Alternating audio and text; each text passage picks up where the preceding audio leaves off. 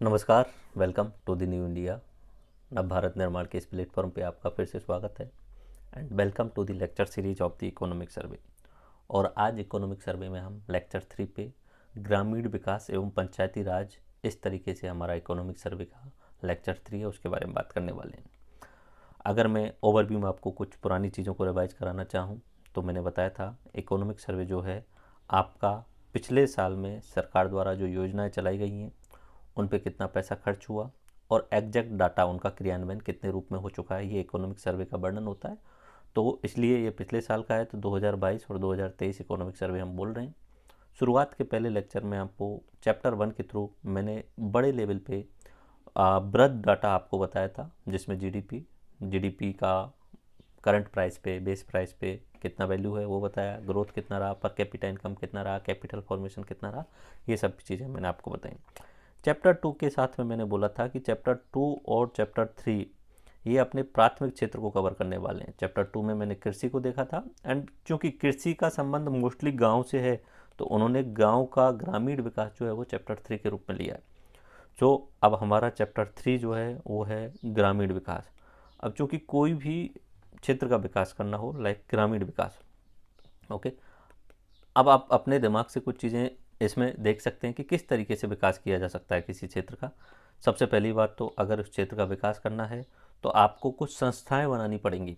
ठीक है, आपको संवैधानिक संस्थाएं बनानी पड़ेंगी जिनके आधार पे आप वहाँ पे योजनाएं बना सकें, वहाँ पे पैसे का संसाधन उपलब्ध करा सकें और योजनाएं क्रियान्वयन करवा सकें। तो ऐसी कुछ संस्थाएं बनानी पड़ेंगी ताकि ग्रामीण विकास किया जा सके। तो एक पंचायती राज करके इंस्टीट्यूशन यानी संस्था बनाई गई और शुरुआत में तो ये अनऑफिशियल तरीके से डीपीएसपी में जोड़ी गई थी, लेकिन बाद में इसे 73वें और 74वें संविधान संशोधन के द्वारा हमारे संविधान के अंतर्गत जोड़ दिया गया। तो हम संस्थाएं देखेंगे। देन ग्रामीण विकास करना है तो फिर निश्चित सी बात है कि गांव के लेवल पे योजनाएं चलने वाली होंगी और योजनाएं अलग अलग तरीके से चलाई जाएंगी। पहले आपको रोजगार योजनाएं चलानी पड़ेंगी ताकि गांव के लोगों के पास में पैसा मिल जाए। ठीक है, उसके बाद में आपको गांव के लोग नॉर्मली जो है वो गरीब कंडीशन में, उनके पास में अच्छे संसाधन नहीं है, तो गांव के लोगों के लिए आपको रहने के लिए आवास की योजनाएं भी चलानी पड़ेंगी। उसके बाद में आपको गांव में इंफ्रास्ट्रक्चर डेवलप करना पड़ेगा, रोड बनाने पड़ेंगे, पानी की सुविधाएं उपलब्ध करवानी पड़ेंगी, बिजली, सड़क, ये सब देना पड़ेगा। तो इंफ्रास्ट्रक्चर यानी अधोसंरचना विकास की योजनाएं आपको बतानी पड़ेंगी गांव के लेवल पे। एंड उसके बाद में जब आप इंफ्रास्ट्रक्चर डेवलप करा चुके होंगे तो गांव के लेवल पे आपको कुछ इनाम भी देने पड़ेंगे। उससे पहले आप स्वच्छता अभियान भी चला सकते हैं एंड फिर जो भी वहाँ पे अच्छा कार्य कर रहे होंगे गांव, बाकी ग्रामीण पंचायत राज, उनके लिए आपको अवार्ड भी देने पड़ेंगे। तो इस लेक्चर में हमारा सीक्वेंस जो है वो सेम इसी तरीके से रहने वाला है। मैंने इस लेक्चर को हैंड रिटन डिजाइन करके दिया हुआ है। सबसे पहले हम पंचायती राज संस्थान के बारे में बात करने वाले हैं कि इसका संवैधानिक प्रावधान क्या है, वित्त आयोग क्या है और राज्य वित्त आयोग क्या है। ठीक है, वित्त आयोग टॉपिक जो होता है वो राज्य और केंद्रों के बीच में पैसे का बंटवारा करता है। यहाँ पे उसका कोई इंपॉर्टेंस नहीं है, लेकिन हमें राज्य वित्त आयोग पढ़ना पड़ता है तो इसलिए मैंने वित्त आयोग को भी यहाँ पे इंक्लूड कर दिया था कि आप उसे भी देख लीजिएगा। देन रोजगार संबंधी योजनाएं, ग्रामीण लोगों के पास में पैसा पहुंचाना है तो मनरेगा, उसके अलावा राजीव का ये एक संस्था है, उसके द्वारा केंद्र की और राज्य सरकार की कुछ योजनाएं चलाई जाती हैं। एम्पावर स्कीम्स हैं, गरीब कल्याण योजनाएं, वो देखी जाएंगी। फिर आवास घर बनाने के लिए योजना है, पीएम आवास योजना, जैसे का पुराना नाम था इंदिरा आवास योजना, अभी प्रधानमंत्री आवास योजना के नाम से, तो आवास बनाने के लिए योजना। फिर गांव के लेवल पे इंफ्रास्ट्रक्चर डेवलपमेंट करने के लिए, इंफ्रास्ट्रक्चर का मतलब गांव में सड़क का निर्माण, बिजली पहुंचाने का कोशिश, पानी की सुविधाएं उपलब्ध करवाना, इंटरनेट सुविधाएं उपलब्ध करवाना, ये सब इंफ्रास्ट्रक्चर में आ जाता है। तो उसमें एमपी लेड जो वहाँ का मेंबर ऑफ पार्लियामेंट होता है उसके पास में 5 करोड़ पर ईयर मिलते हैं लोकल एरिया डेवलपमेंट के लिए। तो एमपी लेड की जो योजनाएं, पैसे होते हैं वो उसे एमपी के द्वारा अपने जो संसद क्षेत्र है उसमें किसी भी गांव के विकास के लिए जो है वो खर्च किया जा सकता है। सेम उसी तरीके से हमारे राजस्थान के एमएलए जो हैं उनके लिए भी रुपए मिलते हैं, उसे भी लोकल एरिया डेवलपमेंट में लगा सकते हैं, एलएडी, लोकल एरिया डेवलपमेंट। फिर उसके बाद में सांसद आदर्श ग्राम योजना, सीएम आदर्श ग्राम योजना, कुछ संस्थाएं हैं रोडा जैसे करके, फिर स्मार्ट विलेज योजना, श्यामा प्रसाद रूरल मिशन, स्वविवेक जिला विकास, बाल टू बाल विकास, महात्मा गांधी जन भागीदारी विकास एंड उसके बाद में राष्ट्रीय ग्राम स्वराज अभियान, अंबेडकर भवन योजना, ग्राम पंचायत डेवलपमेंट प्रोग्राम, इस तरीके से कुछ आधारभूत संरचना विकास करने के लिए योजनाएं, उनको हमें देखना है। फिर क्षेत्रीय विकास परियोजनाएं, कुछ क्षेत्र जो अपने आप में पिछड़ चुके हैं उनको बाकी क्षेत्रों के साथ में लाने के लिए अलग अलग योजनाएं चलाई गई। जैसे कि बॉर्डर एरिया, उस बॉर्डर एरिया पे उतना विकास नहीं हो पाया, रेगिस्तान वाला एरिया था, बीकानेर, जैसलमेर, बाड़मेर, ये वाले इलाके। तो इन क्षेत्रों में विकास करने के लिए बॉर्डर एरिया डेवलपमेंट प्रोग्राम चलाया जाएगा। उसके अलावा मगरा क्षेत्र है, उसके अलावा डांग क्षेत्र जो पिछड़ा रह गया था उसके विकास के लिए, और मेवात क्षेत्र, मेवात विकास कार्यक्रम। तो ये कुछ क्षेत्रीय विकास के। उसके बाद में स्वच्छता अभियान, स्वच्छता अभियान में सबसे इम्पोर्टेंट जो है स्वच्छ भारत मिशन, SBM। उसके अलावा भी राजीव गांधी जल संचयन योजना भी उसमें मैंने शामिल कर ली है। उसके अलावा पुरस्कार से दीनदयाल उपाध्याय पंचायत सशक्तिकरण पुरस्कार, उसके अलावा कुछ गांव के लेवल पे राष्ट्रीय गौरव पुरस्कार या विकास अवार्ड करके, बाल हितैषी पुरस्कार करके वो देखने हैं, और जो लेटेस्ट अवार्ड मिले हैं वो आपको यहाँ बताए जाएंगे। और कुछ चीज़ें GI टैग, CM जिला नवाचार निधि योजना, बायोफ्यूल प्राधिकरण, प्रशासन गाँव के संग अभियान, इनके बारे में हमें बात करनी है। बाकी आपको इस QR कोड के थ्रू प्ले लिस्ट पे वीडियोज जो है वो हमारी इस इकोनॉमिक सर्वे की फ्री मिल जाएंगी। So first of all we are starting with the, जब मैंने ग्रामीण विकास की बात करी तो हमने कहा था कि सबसे पहले हम कुछ संस्था बनाएंगे, ठीक है, और संस्था के रूप में हम बनाते हैं पंचायती राज संस्था, ठीक है। देखो, जब भारत आज़ाद हुआ तो भारत आज़ाद होने के समय महात्मा गांधी जी ने तो बोला था कि गाँव को एक स्पेशल एंटिटी बना के गाँव को पूरे अधिकार दे दिए जाने चाहिए। हमें, गांधी जी की सोच अलग थी, ग्राम स्वराज की बात करते थे, और वो एक बड़े देश की बजाय छोटे लेवल पे गाँव को ही एक एज ए नेशन डेवलप करने की बात करते थे। उनकी सोच अलग थी, लेकिन उस समय की परिस्थितियों में ऐसा पॉसिबल नहीं था। इसलिए ऑल इंडिया एक यूनियन बनाया गया, और उसमें गांव के लेवल पे DPSP में हमारा जो संविधान है उसके जो नीति निर्देशक तत्व हैं उसमें जोड़ा गया था कि गांव के लेवल पे हमें जितना हो सके स्वराज पहुंचाना है, ये कोशिश की गई थी। उसमें भी बहुत सारे लोगों ने ट्राई किया। हमारे राजस्थान में सबसे पहले नागौर में जवाहरलाल नेहरू जी के द्वारा पंचायत राज की शुरुआत की गई थी, और अन्य राज्यों ने भी कोशिश की, लेकिन चूंकि वो चीज़ DPSP में लिखी हुई थी, और आपको पता है DPSP में जो लिखी गई चीज़ें हैं वो कभी भी बाध्यकारी नहीं होती हैं, उन्हें लेकर के आप कोर्ट में नहीं जा सकते हैं। तो फिर सरकारों को, केंद्र सरकारों को महसूस हुआ कि जब तक हम इस पंचायती राज संस्थान को हमारे संविधान में शामिल नहीं करेंगे तब तक जो है वो इसका क्रियान्वयन प्रॉपर नहीं हो पाएगा। तो इसलिए पंचायत राज संस्थानों को 73वें एवं 74वें संविधान संशोधन, तो उससे लोकल गवर्नमेंट, स्थानीय स्वशासन की अवधारणा के रूप में शामिल किया गया, और वही हमारे यहाँ इम्पोर्टेंट है। एक तो था उसमें ग्रामीण विकास के लिए ग्राम पंचायत वाला, और दूसरा था शहरी विकास के लिए शहरी पंचायत, एक तरीके से बोल सकते हैं, या शहरी निकाय, ठीक है। तो पंचायती राज संस्थान, सबसे पहले नेहरू जी ने 2 अक्टूबर 1959 में पंचायत राज की शुरुआत करी थी, और ये हमारे राजस्थान के नागौर का एक बगधारी गांव है, उसमें सबसे पहले पंचायत राज शुरुआत हुआ। अगर आपसे कभी एग्जाम में पूछा जाए कि शुरुआत सबसे पहला ग्राम पंचायत के रूप में कौन सा डेवलप हुआ था, तो नागौर का बगधारी गांव था, वहाँ सबसे पहले जो है वो शुरुआत की गई थी पंचायत राज की। फिर उसके बाद में 24 अप्रैल 1993 में 73वां संविधान संशोधन करके पंचायती राज को संवैधानिक दर्जा दे दिया गया था, ठीक है। तो ये डेट आपको याद रखनी है, 24 अप्रैल 1993, 73वां संविधान संशोधन। 74वां नगरीय निकाय के लिए आएगा, जिसमें नगर पालिका, नगर परिषद और महानगर होते हैं, उसके लिए होगा। लेकिन चूंकि टॉपिक हमारा ग्रामीण विकास का है तो हमें 73 में पे फोकस करना है कि 73वां संविधान संशोधन क्या था। 24 अप्रैल 1993 को वो फाइनली लागू हुआ था, तो इसलिए उस दिन को 24 अप्रैल को जो है हम पंचायती राज दिवस के रूप में मनाते हैं। 73वां जो संविधान संशोधन हुआ था वो संविधान के भाग 10 में जोड़ा गया, और अनुच्छेद 243A से 243O तक जोड़ा गया था, जिसमें सबसे इम्पोर्टेंट अनुच्छेद 243G है, जिसमें ग्राम पंचायत की शक्तियों का वर्णन किया गया है। तो इसमें त्रिस्तरीय व्यवस्था की गई थी। त्रिस्तरीय व्यवस्था किस तरीके से थी? वैसे तो पंचायती राज करके एक हमारा पॉलिटी में टॉपिक आता है, मैंने 1-1.5 घंटे का लेक्चर अलग से डाला हुआ है पॉलिटी के अंतर्गत, तो वहाँ पे आप देखेंगे, बट ओवरव्यू में आपको पता होना चाहिए। त्रिस्तरीय व्यवस्था इस तरीके से कि ग्रामीण विकास अगर आपको करना है तो निम्न लेवल पे गांव जो है वो बहुत ज़्यादा हैं, तो सबसे ज़्यादा आप पावर दो गांव को, ठीक है, गांव के लेवल पे, और यहाँ पे आप बनाओ ग्राम पंचायत, ठीक है, यहाँ बनाओ आप ग्राम पंचायत। उससे ऊपर ब्लॉक लेवल पे आप जो है वो बनाइए ब्लॉक लेवल पे, और उससे ऊपर होता है अपना जिला लेवल पे। तो जिला लेवल पे तो होता है जिला परिषद, और ब्लॉक लेवल पे जिस पर राजनीतिक मुखिया होता है प्रधान, ठीक है। और ये तीसरे नंबर पे जो बनाया जाएगा वो पंचायत समिति बनाई जाएगी, ठीक है, पंचायत समितियों के रूप में। तो यहाँ पे मैं ऐसे प्रधान की बजाय पंचायत समिति लिखने वाला हूँ, ठीक है। तो त्रिस्तरीय व्यवस्था, त्रिस्तरीय, सबसे ऊपर जिला परिषद, नीचे पंचायत समिति और सबसे नीचे ग्राम पंचायत। त्रिस्तरीय व्यवस्था हमारे ऑल इंडिया में पंचायती राज संस्थान के द्वारा लागू की गई थी। ओके, अब इसमें दो शब्द आपको मैंने बताए, एक है ग्राम पंचायत, ठीक है, एक आएगा शब्द ग्राम सभा, ठीक है, ग्राम सभा। ग्राम पंचायत का मतलब जो आपके द्वारा चुने गए वार्ड मेंबर हैं और जो आपके द्वारा चुना गया सरपंच है, उनको मिलकर के क्या बन रही है, ग्राम पंचायत।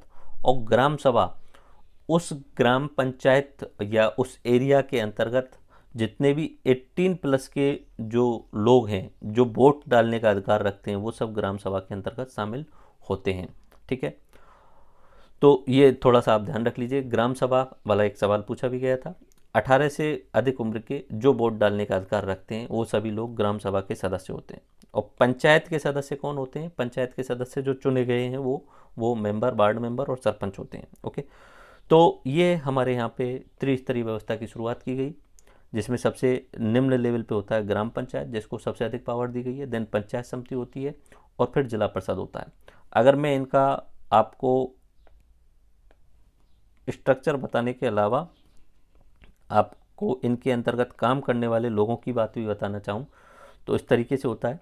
ये ग्राम पंचायत है। ग्राम पंचायत में जो राजनीतिक मुखिया होता है वो सरपंच होता है, और जो प्रशासनिक मुखिया होता है वो बीडीओ होता है, ब्लॉक विलेज डेवलपमेंट ऑफिसर, ठीक है, जैसे हम सचिव भी बोल देते हैं नॉर्मली, ठीक है, गांव के लेवल पे सेक्रेटरी भी बोलते हैं, इस तरीके से होता है।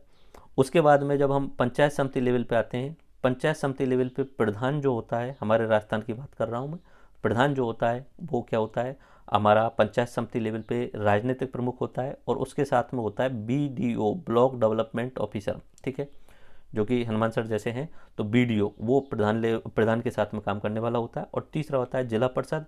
जिला परिषद पे जो प्रमुख होता है उसे जिला परिषद के नाम से ही जाना जाता है, या जिला प्रमुख बोल देते हैं हमारे यहाँ पे, जिला प्रमुख। ये तो है अपना राजनीतिक, और इसके साथ काम करने वाला होता है सीईओ, ROCEO, जो आप एग्जाम देने वाले होंगे, तो वो चीफ एग्जीक्यूटिव ऑफिसर होता है जिला परिषद के लेवल पे काम करने वाला प्रशासनिक अधिकारी। तो ये आपको सिस्टम पता होना चाहिए। ओके, हमारे राजस्थान में कोई डाटा कुल मिला के 11,266 ग्राम पंचायत हैं, पंचायत समिति 355 है, और जिला परिषद 33 हैं। जो जिले हैं उन सब 33 को जिला परिषद में कन्वर्ट कर दिया गया है। पंचायत समिति 355 है। नॉर्मली जितने तहसील हैं उनके आसपास में ही हैं, थोड़ा बहुत ऊपर ज़्यादा है, कहीं कहीं पे ब्लॉक जो है वो तहसील के आसपास में बना दिया जाता है, बट मोस्टली वही है। ओके, एंड ग्राम पंचायत 11,266 ग्राम पंचायत हैं। ओके, इस एक्ट को जब शेड्यूल ट्राइब एरिया यानी अनुसूचित जनजाति क्षेत्र में लागू किया गया, तो डायरेक्टली इसी एक्ट को लागू नहीं किया गया, इसके अलावा छोटा सा संशोधन करके एक एक्ट बनाया गया जिसका नाम रखा गया पेशा। तो बस इंफॉर्मेशन देने के लिए, Panchayati Raj extension to the schedule area 1996 ये एक्ट बनाया गया। ग्राम सभा, ग्राम पंचायत के सभी मताधिकार वाले व्यक्ति जो होते हैं वो ग्राम सभा के सदस्य होते हैं। पंचायती राज के कार्य, अब आपसे कभी मेंस में पूछ लिया जाए पंचायती राज क्यों बनाई गई, क्या इंपॉर्टेंट था, तो ये की पॉइंट है, ये रटे होने चाहिए। प्री में तो कोई इंपॉर्टेंस ही है नहीं इन चीज़ों की, लेकिन रट्टा होना चाहिए कि ग्राम पंचायत लेवल पे पंचायत राज सिस्टम बनाया क्यों गया, क्योंकि सत्ता का डिसेंट्रलाइजेशन हो गया, सत्ता का विकेंद्रीकरण हो गया, ठीक है। उसके बाद में ग्रामीण विकास का क्रियान्वयन ये करवा रहे हैं, क्षेत्रीय लेवल पे विकास किया जा रहा है, अपशिष्ट प्रबंधन कर रहे हैं, सार्वजनिक शौचालय बनाने में निर्माण कर रहे हैं, और ग्राम सभा की बैठक करवाने में योगदान दे रहे हैं। तो एक तरीके से ये कुछ फायदे हैं पंचायत राज के। राजस्थान में पंचायती राज विभाग की स्थापना 1 अप्रैल 1999 में की गई थी। उसके अलावा मैं आपको दो चीज़ बताने वाला हूँ, एक है वित्त आयोग और एक है राज्य वित्त आयोग, ठीक है, वित्त आयोग, और एक आएगा राज्य वित्त आयोग। वित्त आयोग जो है वो फाइनेंस कमीशन ये सेंट्रल लेवल पे बैठता है। हमारे संविधान के अंतर्गत आर्टिकल नंबर 280 में इसके बारे में बोला गया है कि एक वित्त आयोग का गठन हर 5 साल में राष्ट्रपति के द्वारा किया जाएगा, आर्टिकल 280 के तहत। और इसमें एक अध्यक्ष और 4 सदस्य होंगे। ठीक है, इसका काम क्या होगा? वित्त आयोग का काम ये होगा, जो केंद्र सरकार रुपए कमा रही है उसमें से कितना पैसा खुद के पास रखना है और कितना पैसा राज्यों के लिए देना है, कितना पैसा केंद्र अपने पास रखेगा, कितना राज्यों के लिए देगा, ये सुझाव कौन देने वाला है? वित्त आयोग देने वाला है। ठीक है, तो वित्त के बंटवारे के लिए सुझाव देने वाला होता है वित्त आयोग। और पिछले वाले वित्त आयोग ने बोला था कि 42% स्टेट्स के लिए देना है।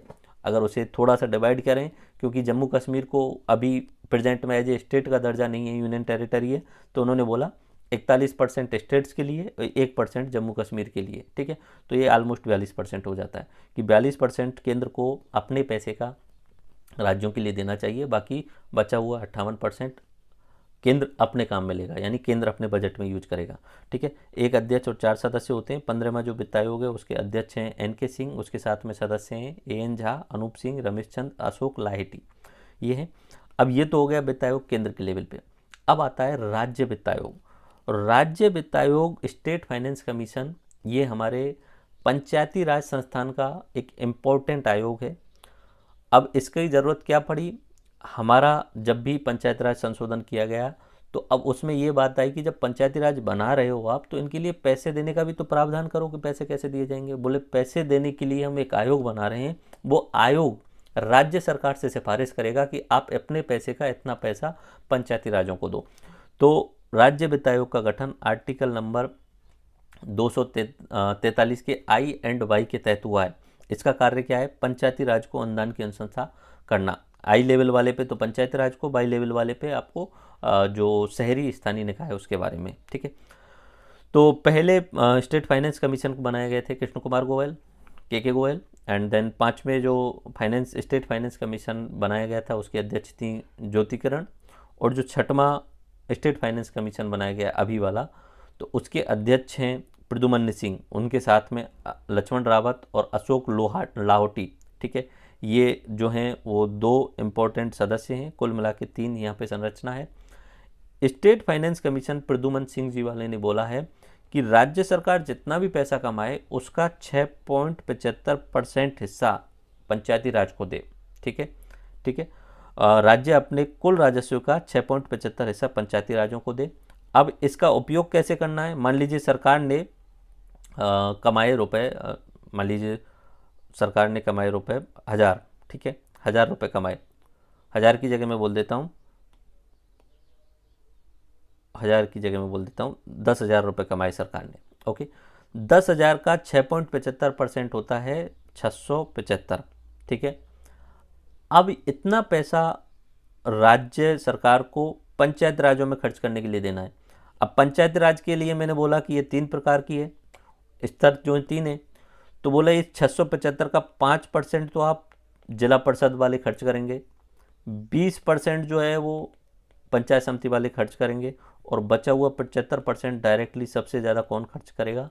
वो अपना ग्राम पंचायत खर्च करेगा। तो ये स्पेसिफिकेशन है, थोड़ा सा आप ध्यान रख लेना।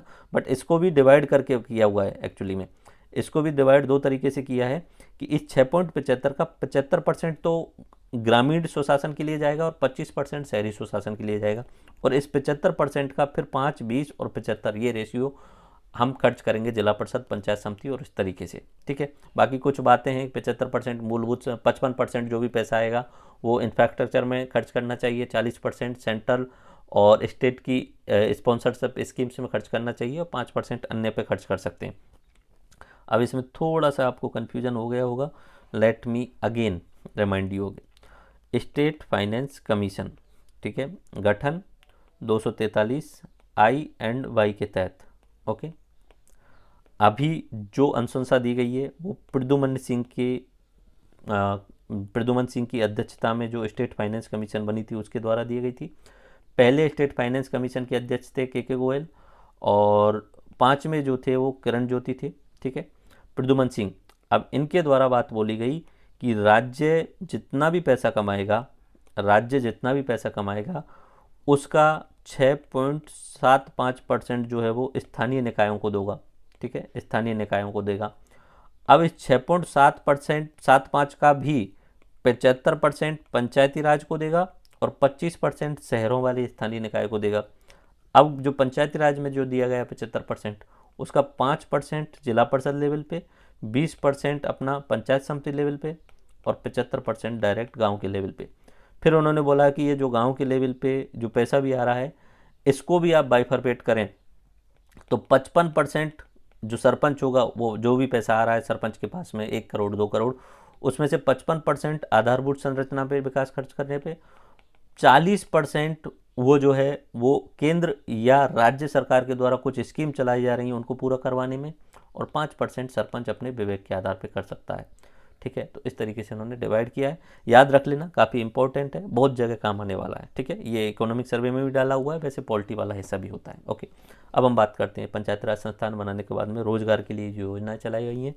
सबसे इम्पोर्टेंट मनरेगा, ठीक है, उसके बाद में एक संस्था है राजीविका, राजस्थान ग्रामीण आजीविका विकास परिषद, उसके द्वारा केंद्र की और राज्य की जो योजनाएं वो चलाई जाती हैं। देन उसके बाद में एक संस्था रूडा, GI टैग, फिर क्षेत्रीय विकास परियोजनाएं। तो सबसे पहले अपना बात करते हैं मनरेगा, सबसे इम्पोर्टेंट, बहुत ज़्यादा इम्पोर्टेंट, ये आपको हमेशा रटा होना चाहिए। ठीक है, मेरी तरफ से कोशिश रहेगी, मैं आपको पूरा रटा देता हूँ इस चीज़ को। MNREGA Mahatma Gandhi rural employment guarantee scheme बोल सकते हैं या एक्ट बोल सकते हैं। ओके, तो 2005 में जब UPA सरकार थी, मनमोहन सिंह जी थे, उस समय इसे एक्ट के रूप में लाया गया और फरवरी 2006 से ये जो है वो लागू होने लग गया। सबसे पहले इसका आंध्र प्रदेश में शुरुआत हुई थी और हमारे राजस्थान में शुरुआत में कुछ जिलों में शुरू किया गया था, लेकिन 1 अप्रैल 2008 से ये पूरे 33 जिलों में लागू हो गया। ओके, उससे पहले ही शुरू हो चुका था होने को, लेकिन 33 जिलों में लागू हो गया 1 अप्रैल 2008 को। इसका उद्देश्य क्या है सबको पता है, ग्रामीण रोजगार एवं समावेशी विकास। उद्देश्य क्या है, सीधा सीधा गांव के लेवल पे जो लोग अनस्किल्ड हैं और वयस्क हैं, घर पे बैठे बेरोजगार हैं, उनके लिए 100 दिन का रोजगार देना, ये इसका उद्देश्य था। इसका मतलब ग्रामीण रोजगार जनरेट करना और गांव के लेवल पे इंक्लूसिव ग्रोथ लेके आना। तो 100 दिन का रोजगार किन लोगों को, वयस्क और अनस्किल्ड कार्य दिए जाएंगे। स्किल्ड कार्य देने की ज़रूरत नहीं है, अगर आपने पढ़ाई भी नहीं की है तो भी मनरेगा में जाकर के जॉब आप कर सकते हो। इस तरीके का प्रावधान किया गया। अब इसकी क्या विशेषताएं थी, 5-6 विशेषता आपको ध्यान रखनी है। पहली बात तो मनरेगा में जो भी कार्य दिया जाएगा, जिस भी व्यक्ति को जॉब दिया जाएगा, वो स्थानीय निवासी होना चाहिए। ये ग्राम पंचायत है, ठीक है, इस ग्राम पंचायत के लोगों को ही कार्य दिया जाएगा। मान लीजिए कि यहाँ कोई कार्य चल रहा है इस ग्राम पंचायत में और दूसरी ग्राम पंचायत का व्यक्ति आके बोले कि मुझे यहाँ पे कार्य करना है, तो नहीं, अलाउ नहीं किया जाएगा। स्थानीय निवासियों को ही कार्य दिया जाएगा उसमें, क्योंकि बाकी जगह जो जहाँ का है वहाँ पे दूसरी योजना है, वो अपना मनरेगा चल रहा होगा, तो जो दूसरे ग्राम पंचायत का तो अपनी ग्राम पंचायत में करो। तो स्थानीय निवासियों को रोजगार दिया जाएगा। जितने भी रोजगार दिए जाएंगे उनमें 1/3 महिलाएं होंगी, 33% महिलाएं होंगी। सभी लोगों को जॉब कार्ड दिए जाएंगे। उसके बाद में 15 दिन में रोजगार देना निश्चित किया जाएगा, गारंटी दी जाएगी। अगर 15 दिन में रोजगार नहीं दे रहे हैं तो आपको बेरोजगारी भत्ता देना पड़ेगा। उसके अलावा जो आपको रोजगार या कार्य दिया जा रहा है वो आपके घर से 5 किलोमीटर के दायरे में होगा। अगर वो 5 किलोमीटर के दायरे में नहीं है तो सरकार को 10% एक्स्ट्रा भत्ता देना पड़ेगा। ये इसकी विशेषताएं, ये रटी होनी चाहिए आपको। मनरेगा मैं ओवरव्यू में रिवाइज कराने की कोशिश करता हूँ। ओके, कुछ चीज़ें और पूरा कर लेता हूँ। ग्राम सभा का कार्य है, ये कार्यों का चयन करेगा, सामाजिक अंकेक्षण करेगा, सोशल ऑडिटिंग करेगा, कार्य प्रगति की जांच करेगा। ग्राम सभा सुनिश्चित करेगा कि कार्यस्थल पे पानी की व्यवस्था है, छाया की व्यवस्था है, चिकित्सा की व्यवस्था है, पालना गृह की व्यवस्था की गई है। ग्राम सभा सुनिश्चित करेगा कि ये जो कार्य किया गया है कहीं ये ठेकेदार को तो नहीं दे दिया गया, कहीं इसमें मशीनों का तो उपयोग नहीं किया जा रहा है। ठीक है, उसके अलावा ये कुछ अपडेट है। मार्च 2022 तक कुल इतने लोगों को रोजगार सृजित किया गया, 70 लाख परिवारों को रोजगार दिया गया और कुल मिला के 4243 लाख, जैसे मैं बोलूँ 42 करोड़ 43 लाख, 42 करोड़ बोल देता हूँ, मानव दिवस रोजगार सृजित किए गए थे। मानव दिवस का मतलब ये होता है कि इतने लोगों को इतने दिन का, मान लीजिए कि 50 लोगों को, ठीक है, 50 लोगों को और 70 दिन का रोजगार मिला तो 3500 मानव दिवस रोजगार सृजन हो गया। ओके, ये थोड़ा सा नॉर्मल सा गणित लगा के उन्होंने दिखाने के लिए एक्स्ट्रा किया हुआ है। ठीक है। 70 लाख परिवारों को रोजगार दिया गया। राजस्थान में राजस्थान सरकार ने पिछले बजट में घोषणा की कि 100 दिन का तो है ही, हम 25 दिन का एक्स्ट्रा और दे रहे हैं, जिसका खर्चा स्टेट गवर्नमेंट वहन करेगी। ओके। एसटी को 200 दिन का रोजगार दिया जाएगा, ठीक है। एसटी जो शेड्यूल एरिया वाले क्षेत्र हैं उनमें, जिनमें सहरिया, कथौड़ी और खेरुआ, इन जनजातियों को 100 की जगह 200 दिन का दिया जाएगा। और फिजिकली हैंडीकैप्ड हैं उनको 200 दिन रोजगार या उनको भत्ते के प्रावधान किया गया था। ओके। तो ये चीज़ आप देखिए। मनरेगा, दोबारा से रिवाइज करते हैं। मनरेगा ये 2005 में एक्ट लाया गया, फरवरी 2006 से इसे लागू किया गया। सबसे पहले आंध्र प्रदेश में शुरू हुआ, हमारे राजस्थान में 1 अप्रैल 2008 से संपूर्ण राजस्थान में लागू हो गया। उद्देश्य क्या है? गांव के लेवल पे रोजगार देना, इंक्लूसिव ग्रोथ कराना, सभी के लिए 100 दिन का रोजगार देना। और इसमें जो रोजगार दिया जाएगा वो अनस्किल्ड लेवल का दिया जाएगा, उसमें स्किल की आपको ज़रूरत नहीं है, पढ़ाई लिखाई होने की ज़रूरत नहीं है। कुछ खास विशेषताएं ये कि जो भी रोजगार दिया जाएगा स्थानीय लोगों को दिया जाएगा, जो भी रोजगार दिया जाएगा उसमें 33% महिलाएं होंगी। आपको रोजगार लेने से पहले जॉब कार्ड बनवाना पड़ेगा। जॉब कार्ड आपको बनने के बाद में 15 दिन में रोजगार मिलना ज़रूरी है। अगर रोजगार नहीं मिलता है तो भत्ता दिया जाएगा। और जो आपको कार्य दिया जाएगा वो 5 किलोमीटर के अंदर कार्य करवाया जाएगा। अगर उससे बाहर कहीं ले जा रहे हैं तो आपको 10% एक्स्ट्रा दिया जाएगा। ग्राम सभा का काम क्या होता है? जो कार्य हैं कि किस रास्ते का नवीनीकरण करवाना है, किस तालाब को खुदवाना है, उन कार्यों का चयन कौन करेगा? ग्राम सभा। सोशल ऑडिटिंग करेगी, सामाजिक अंकेक्षण करेगी, जिसमें देखे जाएगा कार्यस्थल पे पानी की व्यवस्था है कि नहीं है, छाया की व्यवस्था है कि नहीं है, चिकित्सा की व्यवस्था है कि नहीं है, पालना गृह की व्यवस्था है कि नहीं है। ये सब कौन चेक करेगा? ग्राम सभा। और ग्राम सभा ही कार्य प्रगति की जांच करता है और वो चेक करता है कि कोई ठेकेदार का उपयोग नहीं किया गया, कोई मशीन का उपयोग नहीं किया गया। उसके अलावा राजस्थान में 25 दिन का एक्स्ट्रा दिया गया था। शेड्यूल ट्राइब एरिया, ठीक है, जिसमें सहरिया, कथौड़ी और खेरुआ जनजाति हैं, उनके लिए 200 दिन का रोजगार दिया जाता है। That's it. ओके। 2 शब्द आते हैं, सेंट्रल सेक्टर स्कीम और सेंट्रल स्पॉन्सर स्कीम्स, ठीक है। केंद्र सरकार की योजना और केंद्र समर्थित योजना, ठीक है, 2 तरीके से शब्द आएंगे। तो सेंट्रल सेक्टर स्कीम का मतलब है जो कि पूर्णतः केंद्र द्वारा संचालित योजना हो, ठीक है। तो ये मनरेगा जो है वो पूर्णतः केंद्र संचालित योजना है, सेंट्रल सेक्टर स्कीम। लेकिन जब 25 दिन का एक्स्ट्रा वाली बात आई है ना, तो ये वाला जो पॉइंट है 25 दिन एक्स्ट्रा, ये हमारे राजस्थान सरकार ने पैसा दिया है। तो सेंट्रल स्पॉन्सर्ड स्कीम का मतलब होता है जिसमें सेंटर बोलता है कि हम 60 रुपये देंगे, राज्य आप 40 रुपये खर्च करो। इस तरीके की योजनाएं चलाई जाती हैं केंद्र के द्वारा, तो वो होती हैं सेंट्रल स्पॉन्सर्ड स्कीम, जिसमें केंद्र और राज्य का अनुपात योजनाओं में संचालित होता है। ओके। नेक्स्ट हमारी योजनाओं में है राजस्थान ग्रामीण आजीविका विकास परिषद, एक संस्था है RGAVP, जिसे हम नॉर्मली राजीविका के नाम से भी जानते हैं।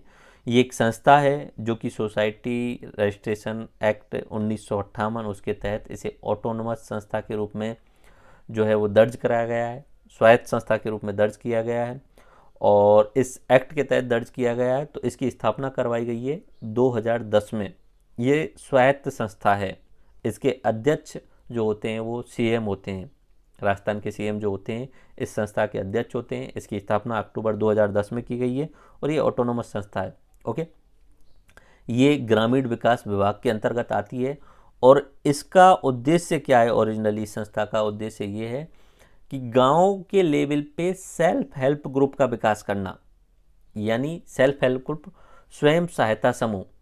कुछ लोग अपना स्वयं मिलकर के 8-10 लोग अपना एक ग्रुप बना लेते हैं, स्वयं सहायता, कि हम अपनी स्वयं की सहायता करेंगे, फाइनेंशियली सहायता करेंगे, टेक्निकली सहायता करेंगे, सोशली सहायता करेंगे। तो उस तरीके के SHG, स्वयं सहायता समूह बनाना, ठीक है।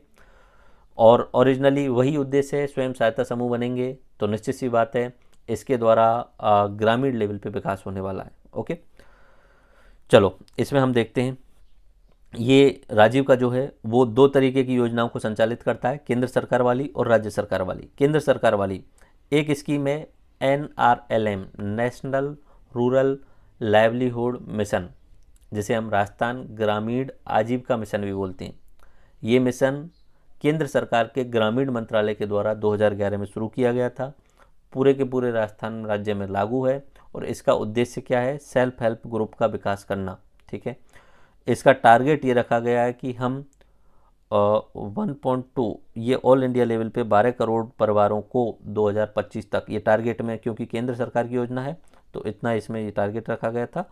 तो ये 1.2 होना चाहिए, आई थिंक ये राजस्थान लेवल पे 1.2 होगा, let me confirm this, but ये टारगेट भी याद नहीं रहे, तो बस इतना ध्यान रखना कि केंद्र सरकार द्वारा संचालित योजना है NRLM, national rural livelihood mission, Rajasthan राष्ट्रीय ग्रामीण आजीविका मिशन। 2011 में ग्रामीण मंत्रालय केंद्र सरकार के द्वारा इसे लागू किया गया और इसका उद्देश्य क्या है, सेल्फ हेल्प ग्रुप का विकास करना। ठीक है, उसके बाद में केंद्र की एक और योजना है, उसका नाम है राष्ट्रीय ग्रामीण आर्थिक रूपांतरण योजना। ठीक है, NRETP, राष्ट्रीय national rural economical transformation project. ठीक है, यह प्रोग्राम NRETP, राष्ट्रीय ग्रामीण आर्थिक रूपांतरण योजना। इसके बारे में भी बस इतना ध्यान रखना है, वर्ल्ड बैंक की सहायता से चलाया जाता है। राजस्थान के 9 जिले और 36 ब्लॉक इसमें शामिल हैं और इसकी शुरुआत 19 फरवरी 2019 को की गई थी। अब राजस्थान सरकार की जो योजनाएं जिन्हें राजीविका के द्वारा संचालित किया जाता है वो है RRLDP, राजस्थान ग्रामीण आजीविका विकास परियोजना। ये राजस्थान के 18 जिलों में वर्ल्ड बैंक की सहायता से चलाए जा रहे हैं। उद्देश्य वही है, ग्रामीण आजीविका सेल्फ हेल्प ग्रुप का विकास करना। ओके, एक स्कीम और है एमपावर स्कीम। ठीक है, एमपावर, मिटिगेशन ऑफ पॉवर्टी। ठीक है, मिटिगेशन ऑफ पॉवर्टी, तो इसका मतलब ये हो गरीबी शमन। लेकिन ये जो चलाई जाती है पश्चिमी राजस्थान एरिया में, तो पश्चिमी राजस्थान के जितने भी ज़िले हैं, 6 ज़िले जिसमें जैसलमेर, बाड़मेर, जोधपुर, जालौर, पाली और सिरोही शामिल किए गए हैं, उन ज़िलों में गरीबी को मिटाने के लिए एमपावर स्कीम राज्य सरकार द्वारा चलाई गई है, जिसका क्रियान्वयन राजीविका परिषद करती है। ये ध्यान रखना, एमपावर स्कीम के क्रियान्वयन में सहयोग करता है IFAD और टाटा ट्रस्ट फंड। ये थोड़ा सा आप ध्यान रख लेना। ओके, बस ये राजीविका मिशन की स्थापना अक्टूबर 2010 में, अध्यक्ष CM, स्वायत्त संस्था है। उद्देश्य ग्रामीण विकास, ये जो चलाई जाती है ग्रामीण विकास विभाग के द्वारा चलाई जाती है, और सेल्फ हेल्प ग्रुप का विकास करना। इसमें केंद्र सरकार की योजना है और राज्य सरकार की योजना है। एक है NRLM, national rural livelihood mission. ठीक है, दूसरा है अपना राष्ट्रीय ग्रामीण आर्थिक रूपांतरण योजना, राज्य सरकार की RRLDP, और एमपावर सबसे इंपॉर्टेंट है, मिटिगेशन ऑफ द पॉवर्टी, पश्चिमी राजस्थान के जो गरीब जिले हैं उनमें गरीबी को मिटाना, जिनमें 6 जिले शामिल किए गए हैं, जैसलमेर, बाड़मेर, जोधपुर, जालौर, पाली और सिरोही, और ये चलाई जाती है टाटा ट्रस्ट फंड और IFAD की सहायता से। राजीविका का कुछ डाटा या हम देखें तो मैं पढ़ के बताऊंगा। इस परियोजना के अंतर्गत नवंबर 2022 तक लगभग 36 लाख गरीब परिवारों को 2,87,092 स्वयं सहायता समूहों एवं 22,589 ग्राम संगठन, विलेज ऑर्गेनाइजेशन, ठीक है, और 370 क्लस्टर विलेज फेडरेशन के रूप में संगठित किया गया। तो जब भी राजीविका की बात आए तो 3 पॉइंट याद रखना, SHG, BO और क्लस्टर लेवल फेडरेशन, CLF। ठीक है, ये शायद यहाँ पे मैंने लिखा भी होगा, यस, SHG, BO और CLF, ये ध्यान रखना। क्या हुआ, SHG का मतलब स्वयं सहायता समूह, BO का मतलब हुआ विलेज ऑर्गेनाइजेशन, और CLF क्लस्टर लेवल फेडरेशन। ठीक है, तो ये ध्यान रखना ना, स्वयं सहायता समूह छोटा होता है, ब्लॉक ऑर्गेनाइजेशन थोड़ा और बड़ा होता है, और क्लस्टर लेवल फेडरेशन और बड़ा होता है। ठीक है, बस इतना ध्यान रख लेना। ये अपने आप में समूह बनाए जाते हैं, ग्रुप्स बनाए जाते हैं, जो आपस में सहयोग करते हैं एक दूसरे का। 2,13,000 स्वयं सहायता समूहों को रिवॉल्विंग फंड द्वारा वित्तीय सहायता एवं 1,20,000 स्वयं सहायता समूहों को राजस्थान ग्रामीण आजीविका विकास परिषद द्वारा संवर्धन राशि उपलब्ध कराई जाती है। राजीविका के अंतर्गत क्रमोन्नत हुए स्वयं सहायता समूह में से कुल 2,36,000 स्वयं सहायता समूहों के बचत खाते बैंक में खुलवाए गए। बैंकों के माध्यम से राशि इतनी रुपए की ऋण उपलब्ध करवाया गया। अब इसमें से आपको और चीज़ें याद रहें नहीं रहें, बस इतना ध्यान रख लेना। ये मेंस में अगर पूछ लिया जाए राजीविका, ठीक है, अगर पूछ लिया जाए 5 नंबर में पूछ लिया गया आपसे राजीविका आप फुल फॉर्म लिखेंगे, RJABP, राजस्थान ग्रामीण आजीविका विकास परिषद एक स्वायत्त संस्था है जो कि सोसाइटी रजिस्ट्रेशन एक्ट 1958 के तहत दर्ज कराई गई संस्था है, स्वायत्त संस्था। इस संस्था का गठन अक्टूबर 2010 में किया गया था। इसके अध्यक्ष राज्य के मुख्यमंत्री होते हैं। राजीव का संस्था का उद्देश्य होता है ग्रामीण लेवल पे सेल्फ हेल्प ग्रुप का विकास करना, स्वयं सहायता समूह का विकास करना, विलेज ऑर्गेनाइजेशंस का, ग्रामीण संगठन का विकास करना और क्लस्टर लेवल पे फेडरेशन बनाना। ठीक है, इसका उद्देश्य SHG, village organisation and cluster level federation, Rajeevika के द्वारा केंद्र सरकार की और राज्य सरकार की योजनाओं का संचालन किया जाता है, जिनमें केंद्र सरकार की NRLM national rural livelihood mission एवं राष्ट्रीय ग्रामीण विकास रूपांतरण योजना प्रमुख है केंद्र सरकार की। राज्य सरकार की RRLDP राजस्थान ग्रामीण आजीविका विकास परियोजना एवं empower mitigation of poverty important है। 5 नंबर में इस तरीके से लिखोगे आपको बेस्ट मार्क्स मिलने वाले। ध्यान रखना राजीविका वाला सवाल पूछे जाने की पूरी संभावना है। ओके देन एक मिशन अमृत सरोवर है। मिशन अमृत सरोवर का उद्देश्य देश के प्रत्येक जिले में कम से कम 75 अमृत सरोवर तालाबों का निर्माण करना, विकास करना, जिसके लिए राज्य का लक्ष्य है 2475 है। प्रत्येक अमृत सरोवर में लगभग 10,000 क्यूबिक मीटर की जल धारण क्षमता के साथ न्यूनतम इतने हेक्टेयर क्षेत्र का तालाब क्षेत्र होगा। तो याद रख लेना, अभी हमारे 75 साल हुए हैं आज़ादी को, तो हर चीज़ को अमृत नाम से जोड़ा जा रहा है क्योंकि अमृत महोत्सव है। तो मिशन अमृत सरोवर शुरू किया गया है। तो इसका उद्देश्य ये है कि प्रत्येक ज़िले में कम से कम 75 सरोवर या तालाब का निर्माण करना, प्रत्येक ज़िले में, हर ज़िले में। ठीक है, और हमारे राज्य ने लक्ष्य रखा है 2475 तालाबों का निर्माण करने का। ओके, और इसमें न्यूनतम इतना डाटा है, वो आप याद रख सको तो ठीक है। तो ये क्या है, मिशन अमृत सरोवर केंद्र सरकार के द्वारा शुरू किया गया। अब बात करते हैं एक संस्था रूडा, एक प्राधिकरण है, ग्रामीण गैर कृषि विकास प्राधिकरण, नाम से पता चल रहा होगा। Rural non agriculture development agency, नाम से पता चल रहा है गैर कृषि विकास। तो कृषि के अलावा गांव के क्षेत्र में जो भी क्रियाएं होती हैं उनका विकास करना। ठीक है, कृषि के अलावा क्या हो सकता है, ऊन वस्त्र उद्योग हो सकता है, खनिज उद्योग हो सकता है, चमड़ा उद्योग हो सकता है, और लोकल लेवल पे कुछ चीज़ें वहाँ की फेमस हो सकती हैं, कुछ पोल्ट्री फेमस हो सकती है, कुछ प्रिंटिंग फेमस हो सकती है, कोई कपड़ा फेमस हो सकता है। तो गांव के लेवल पे गैर कृषि, जो कृषि से संबंधित नहीं है, उसके अलावा अन्य कार्य जो हैं उनका विकास करने के लिए एक संस्था बनाई गई जिसका नाम रखा गया RUDA, rural non agriculture development agency, ग्रामीण गैर कृषि विकास प्राधिकरण। इसकी स्थापना 1975 में की गई थी। उद्देश्य गैर कृषि क्षेत्र को बढ़ावा देना। ये क्लस्टर आधारित विकास पे फोकस करता है। अब आप बार बार में परेशान हो रहे हो, क्लस्टर क्या होता है? क्लस्टर का मतलब ये है कि ये गांव, ये गांव, ये गांव, इन तीनों गांव की कुछ खास बात है तो इन तीनों को मिलाकर के एक क्लस्टर बोल दिया है कि हाँ ये क्लस्टर है। ओके, एक समूह बोल देते हैं। क्लस्टर का मतलब होता है एक समूह बना देना चीज़ों का। ओके, तो आसपास के एरिया को मिलाकर के क्लस्टर आधारित विकास पे, और दस्तकार स्वरोजगार इसमें इम्पोर्टेंट है। जो भी हैंड कारीगर हैं उनके लिए इसमें रोजगार मिलने की संभावना है। इसमें 3 उपक्षेत्र बनाए गए हैं, चमड़े का, ऊन वस्त्र उद्योग का और लघु खनिज का। अब हमारे राजस्थान में बहुत सारे GI टैग भी इस रूडा के तहत दिलवाए गए हैं। ठीक है, और जिनमें ब्लू पोल्ट्री को दिलवाया गया GI टैग हो, या कोटा डोरिया को दिलवाया गया GI टैग हो, पोखरण की जो पोल्ट्री है उसको दिलवाया गया GI टैग हो, या हैंड ब्लॉक प्रिंटिंग जो कि सांगनेर और बगरू की प्रसिद्ध है तो उसको दिलवाया गया GI टैग हो।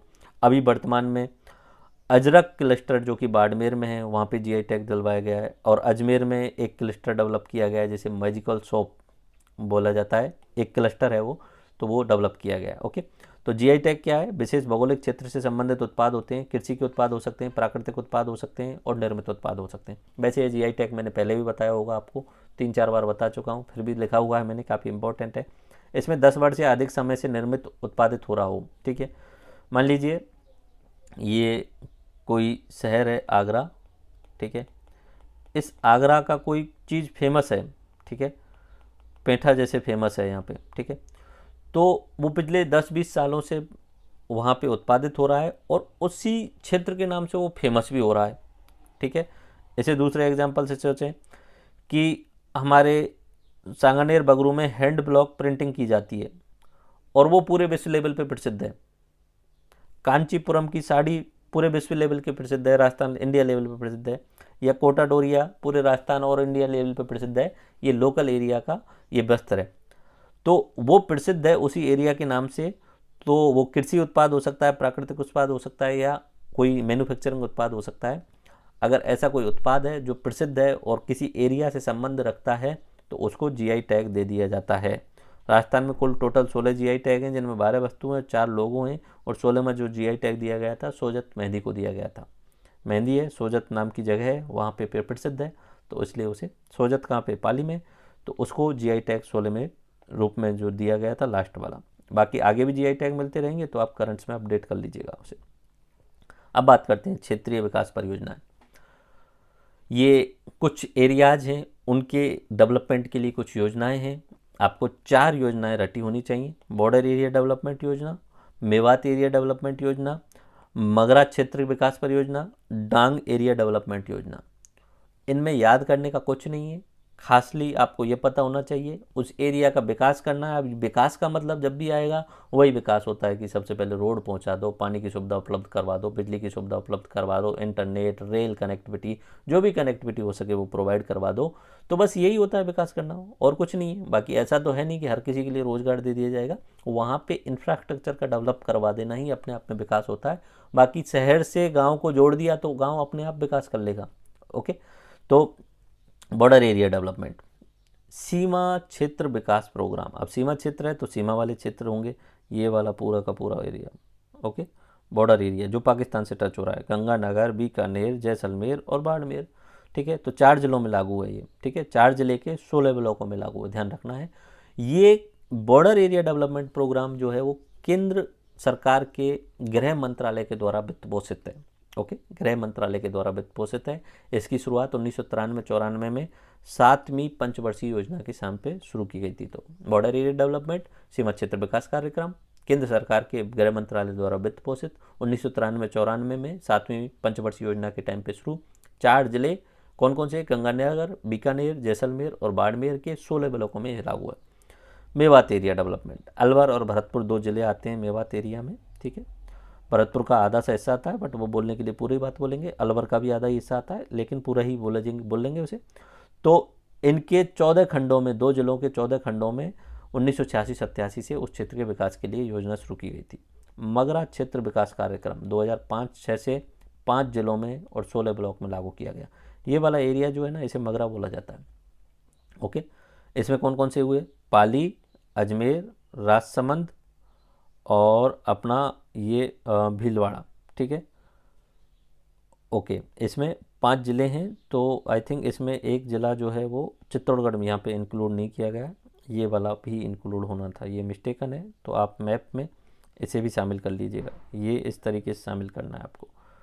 मगरा क्षेत्र विकास परियोजना इस तरीके से शामिल करना है। मैं इसे और बड़ा बनाने की कोशिश करूँ तो इस तरीके से आप इसे बोल सकते हैं। ध्यान रखना, मगरा क्षेत्र विकास परियोजना, तो ये 5 जिलों के 16 ब्लॉक में लागू है। अजमेर, भीलवाड़ा, राजसमंद, पाली और चित्तौड़गढ़। इधर देखें तो अजमेर, पाली, राजसमंद, भीलवाड़ा और चित्तौड़गढ़ 5 जिलों में मगरा क्षेत्र विकास कार्यक्रम। और शुरू कब हुआ, 2005-06 में। और डांग विकास कार्यक्रम, ये डांग वाला एरिया ये है। ठीक है, जहाँ पे पहाड़ी और चंबल के बीहड़ पाए जाते हैं, वो डांग विकास कार्यक्रम। नॉर्मली डांग यहाँ पे पाया जाता है, बट वो चंबल के कारण सारे एरिया को इसमें शामिल किया गया। तो 8 जिले के 26 पंचायत समिति क्षेत्रों में शामिल किया गया है। और 8 जिले अगर आपको याद रखने तो सीधा सीधा कोटा संभाग पूरा और भरतपुर संभाग पूरा। ठीक है, भरतपुर संभाग में कौन कौन से आते हैं, भरतपुर, धौलपुर, करौली और सवाई माधोपुर, ये तो भरतपुर संभाग। और कोटा संभाग में कोटा, बूंदी, बारा, झालावाड़ और बारा। तो 8 जिले हो गए और 26 पंचायत समिति हो गई। और ये डांग विकास कार्यक्रम राजस्थान सरकार के द्वारा। तो ये चारों एरिया डेवलपमेंट प्रोग्राम आपको याद होने चाहिए, जिसमें डेट्स पता होना चाहिए, कितने जिले और कितने ब्लॉक्स में लागू है। ठीक है, दोबारा रिवाइज कराता हूँ। बॉर्डर एरिया डेवलपमेंट प्रोग्राम, सीमा क्षेत्र विकास प्रोग्राम केंद्र सरकार के गृह मंत्रालय द्वारा 1993-94 में 7वीं पंचवर्षीय योजना के समय पे 4 जिले और 36 ब्लॉक में लागू किया गया, याद हो जाएगा। Then Mewat area development programme, Rajasthan सरकार द्वारा 1986-87 में 2 जिले अलवर भरतपुर के 14 खंड ब्लॉक में इसे शुरू किया गया 1986-87 में। मगरा क्षेत्र विकास परियोजना, राजस्थान सरकार के द्वारा 5 जिले और 16 ब्लॉक, 5 जिलों के 16 ब्लॉक खंडों में, जिसमें 5 जिले में अलवर, भीलवाड़ा, राजसमंद, पाली और चित्तौड़गढ़ आते हैं, 2005-06 में मगरा क्षेत्र के विकास के लिए शुरू की गई परियोजना। और डांग विकास कार्यक्रम 8 जिले, जिसमें कोटा और भरतपुर संभाग के 8 जिले शामिल हैं, उनकी 26 पंचायत समितियों में डांग क्षेत्र के विकास के लिए शुरू किया गया ये कार्यक्रम था। आवास योजनाएं, आवास योजनाओं में आपको एक आवास योजना सबसे इंपॉर्टेंट याद रखनी है, प्रधानमंत्री आवास योजना। इसका पुराना नाम था इंदिरा आवास योजना। आवास योजनाओं में प्रधानमंत्री आवास योजना की शुरुआत 20 नवंबर 2016 में आगरा से की गई थी प्रधानमंत्री मोदी जी के द्वारा।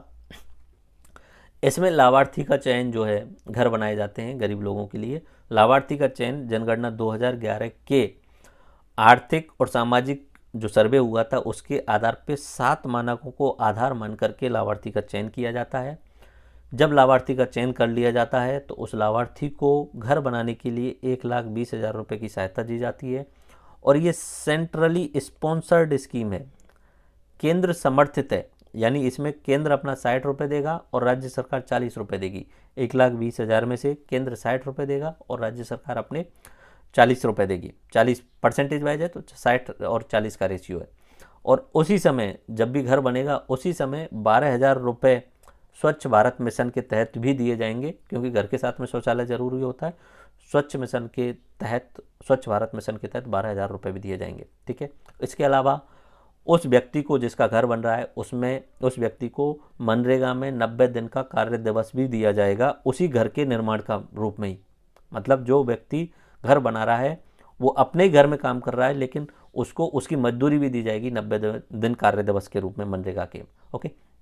एंड देन दिसंबर 2022 तक कुल मिला के 2,38,000 हमारे राजस्थान में नए घरों का निर्माण हो चुका था। 2,38,000। ठीक है। ये कौन सी है? PM आवास योजना, पुराना नाम इंदिरा आवास योजना। 20 नवंबर 2016 से शुरू हुई थी आगरा से। लाभार्थी का चयन जनगणना 2011 के आधार पर, सहायता 1,20,000 की, जिसमें केंद्र का 60 और राज्य का 40% का हिस्सा है। उसी समय पे स्वच्छ भारत मिशन के तहत शौचालय निर्माण में 12,000 रुपये दिए जाते हैं और घर के कार्य में ही व्यक्ति को मनरेगा के 90 दिन के पैसे भी दिए जाते हैं। ओके। उसके बाद में कुछ आधारभूत संरचना वाली स्कीम्स, ठीक है, जिसमें सबसे पहले MP लैड, सांसद स्थानीय क्षेत्र विकास परियोजनाएं। जो किसी भी संसद क्षेत्र का सांसद होता है, MP जो होता है, उन MPओं के लिए पर ईयर 5 करोड़ रुपए दिए जाते हैं कि आप अपने क्षेत्र में कुछ भी विकास करिए। ठीक है। तो इसे बोला जाता है MP लैड योजना। 1993-94 में शुरू की गई थी। इसकी शुरुआत ministry of static and programme implementation के द्वारा की गई थी और इसी के द्वारा संचालित किया जाता है इसे। ओके। तो MOSPI, इसके द्वारा ये पैसे दिलवाए जाते हैं। 5 करोड़ प्रति सांसद प्रति वर्ष दिए जाते हैं। ये नॉन लैप्सेबल है और अव्यापगत बोलते हैं इसे। ठीक है। नॉन लैप्स बोल देता हूँ, इंग्लिश ज़्यादा बेटर है। ठीक है। नॉन लैप्स का मतलब ये हुआ कि ये जो है अगर राशि अगर आप यूज नहीं कर पा रहे हैं तो अगले साल भी यूज कर सकते हैं। नॉन लैप्स, ठीक है, ख़त्म नहीं होने वाली है, इस तरीके से होता है। एंड इसमें 5 करोड़ प्रति वर्ष सांसद को दिए जाते हैं। अब सांसद 3 तरीके के होते हैं। लोकसभा का सांसद होता है, राज्यसभा का सांसद होता है और राज्यसभा में मनोनीत सांसद होता है। तो अब पूछा गया कि ये सांसद कहाँ कहाँ पे खर्च करें, तो जो लोकसभा का सांसद होगा आपके एरिया का, जैसे हमारे एरिया भरतपुर हो, बयाना हो, या जयपुर में जयपुर ग्रामीण हो, जयपुर शहरी हो, तो MP हैं लोकसभा के, तो वो इन 5 करोड़ रुपयों को अपने संसद क्षेत्र में खर्च करेंगे। जिस क्षेत्र से वो चुन करके आए हैं उसमें खर्च करेंगे 1 साल के अंतर्गत। जो राज्यसभा का MP होता है वो पूरे राज्य का प्रतिनिधित्व करता है, तो वो पूरे राज्य में कहीं भी खर्च कर सकता है। और जो राज्यसभा में मनोनीत MP होता है वो देश में कहीं भी खर्च कर सकता है। ठीक है। जैसे तरुण गोगोई जी को बनाया गया, या पिछले समय पे PT उषा को भी राज्यसभा सांसद बनाया गया, या सचिन तेंदुलकर राज्यसभा सांसद रह चुके हैं। तो ये मनोनीत जो होते हैं वो देश में कहीं भी पैसा खर्च कर सकते हैं। ठीक है। जो भी पैसा खर्च किया जाएगा इन 5 करोड़ में से, उनमें से 15% SC एरिया के लिए खर्च करना जरूरी है, शेड्यूल कास्ट क्षेत्र के लिए करना जरूरी है, और 7.5% शेड्यूल ट्राइब एरिया के लिए खर्च करना जरूरी है। अगर देश में कहीं पे भी आपदा आ गई है तो ये 1 करोड़ रुपए तक देश में कहीं भी खर्च कर सकते हैं एमपी। ओके, बस इतनी सी बात है। तो बस सांसद स्थानीय क्षेत्र ग्रामीण विकास, उसका उद्देश्य क्या है? क्षेत्रीय विकास करना। इसका क्रियान्वयन जिला कलेक्टर के द्वारा किया जाता है सांसद की सहमति से। ठीक है, कोविड में 2 साल रद्द रहा था, नवंबर 2021 में से पुनः शुरू कर दिया गया। शुरुआत में कम रुपए दिए गए थे, बाद में पूरे कर दिए थे 5 करोड़ पर ईयर वाले। एमपी लैंड शुरुआत 1993 से। इम्प्लीमेंटेशन किसके द्वारा किया जाता है? संचालन किसके द्वारा किया जाता है? MOSPI, ministry of static and programme implementation के द्वारा। ठीक है, इसमें क्या होता है? उद्देश्य क्या है? क्षेत्रीय विकास करना। ठीक है, नाम ही है लोकल एरिया डेवलपमेंट, तो क्षेत्रीय विकास करना। किस तरीके से?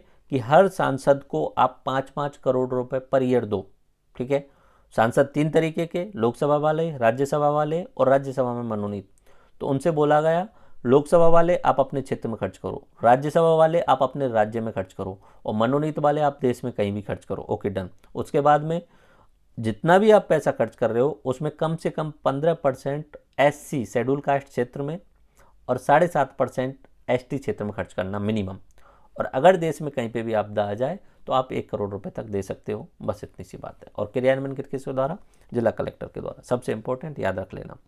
नेक्स्ट, विधायक लोकल एरिया डेवलपमेंट, सेम उसी तरीके का जैसे केंद्र के लेवल पे MP के लिए दिए गए, तो हमारे राजस्थान लेवल पे भी MLO के लिए योजना दी गई कि आपको 5 करोड़ रुपए प्रति वर्ष प्रति विधायक दिए जाएंगे, आप खर्च कीजिए। ठीक है, अपने क्षेत्र में खर्च कीजिए, लेकिन मिनिमम 20% आपको SC और ST एरिया में खर्च करना पड़ेगा, ये ध्यान रख लेना। ठीक है, इसमें उन्होंने डिवाइड नहीं किया SC और ST को, दोनों को मूल की बोल दिया कि आपको कम से कम 20% अनुसूचित जाति और अनुसूचित जनजाति क्षेत्र में खर्च करना पड़ेगा। ओके, नेक्स्ट, ग्रामीण आधारभूत संरचना विकास योजनाओं में सांसद आदर्श ग्राम योजना, ये हमारे प्रधानमंत्री मोदी जी के द्वारा शुरू की गई थी। सभी MP को बोला गया था शुरुआत में 2014 की शुरुआत में कि भाई सभी जो MP हैं, मेंबर ऑफ पार्लियामेंट, सांसद हैं, वो प्लीज़ ऐसा करो, अपने अपने एरिया में जिस भी क्षेत्र से वो आ रहे हैं, एक एक गांव का चयन करो 1 साल के लिए और उस गांव का विकास करो, उस गांव को आदर्श बनाओ। गांव 3000 से 5000 आबादी वाला लेना और उसे मॉडल गांव के रूप में विकसित करने की कोशिश करना। ओके, तो ये शुरुआत की गई थी सांसद आदर्श ग्राम योजना।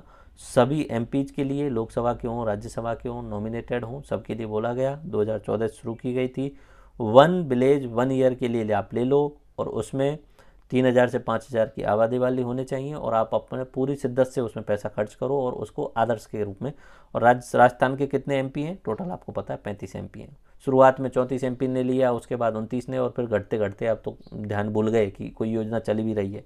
ठीक है, भूल गए अब तो सच में 8-10 MP ही ऐसा कुछ करते हैं।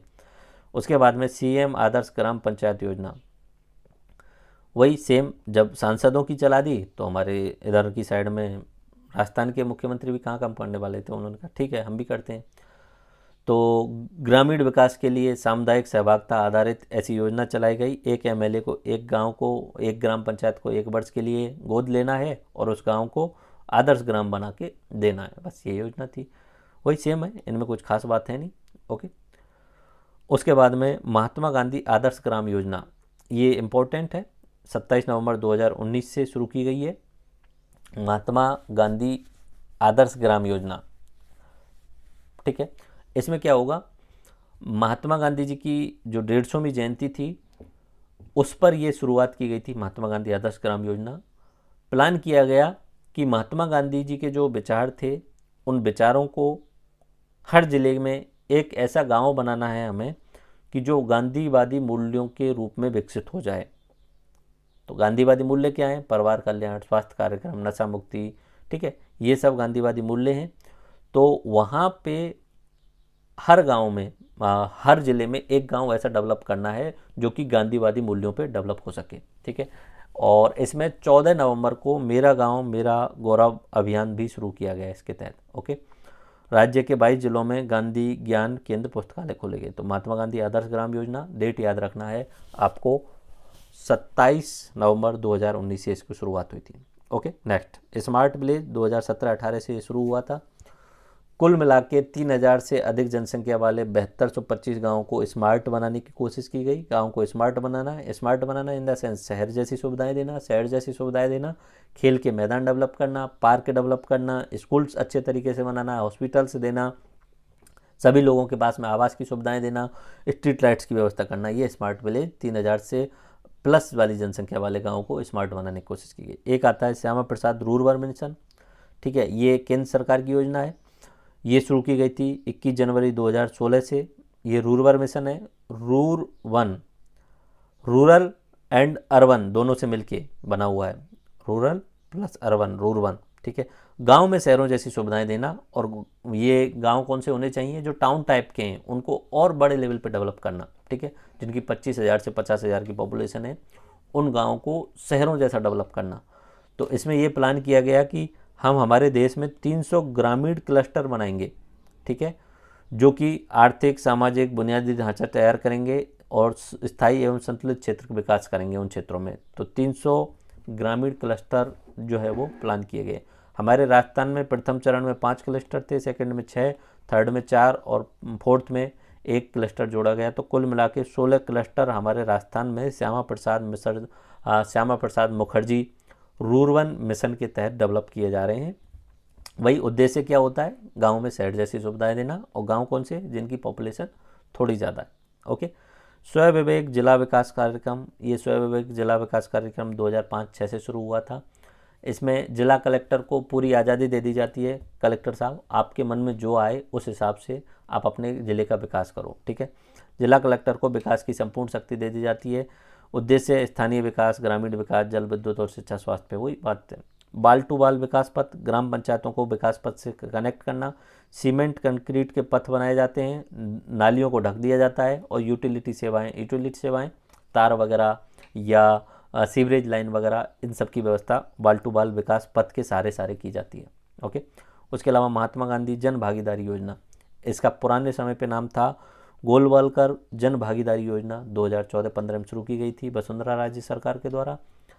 जब गहलोत सरकार आई तो फरवरी 2020 में इसका नाम बदल करके महात्मा गांधी जन भागीदारी योजना, नाम से पता चल रहा है जन भागीदारी, लोगों की सहायता से कुछ सार्वजनिक निर्माण करना, जन भागी द्वारा सार्वजनिक निर्माण करना। बोले सार्वजनिक निर्माण क्या कर सकते हैं, शमशान निर्माण करना चाहते हैं गाँव के लोग, तो राज्य सरकार बोलेगी कि आप 10% पैसा इकट्ठा कर लाओ, 90% हम दे देंगे शमशान निर्माण के लिए, ठीक है। आप कोई और सामुदायिक भवन निर्माण करना चाहते हैं तो राज्य सरकार बोलेगी 30% पैसा आप इकट्ठे कर लाओ, 70% हम दे देंगे, ठीक है।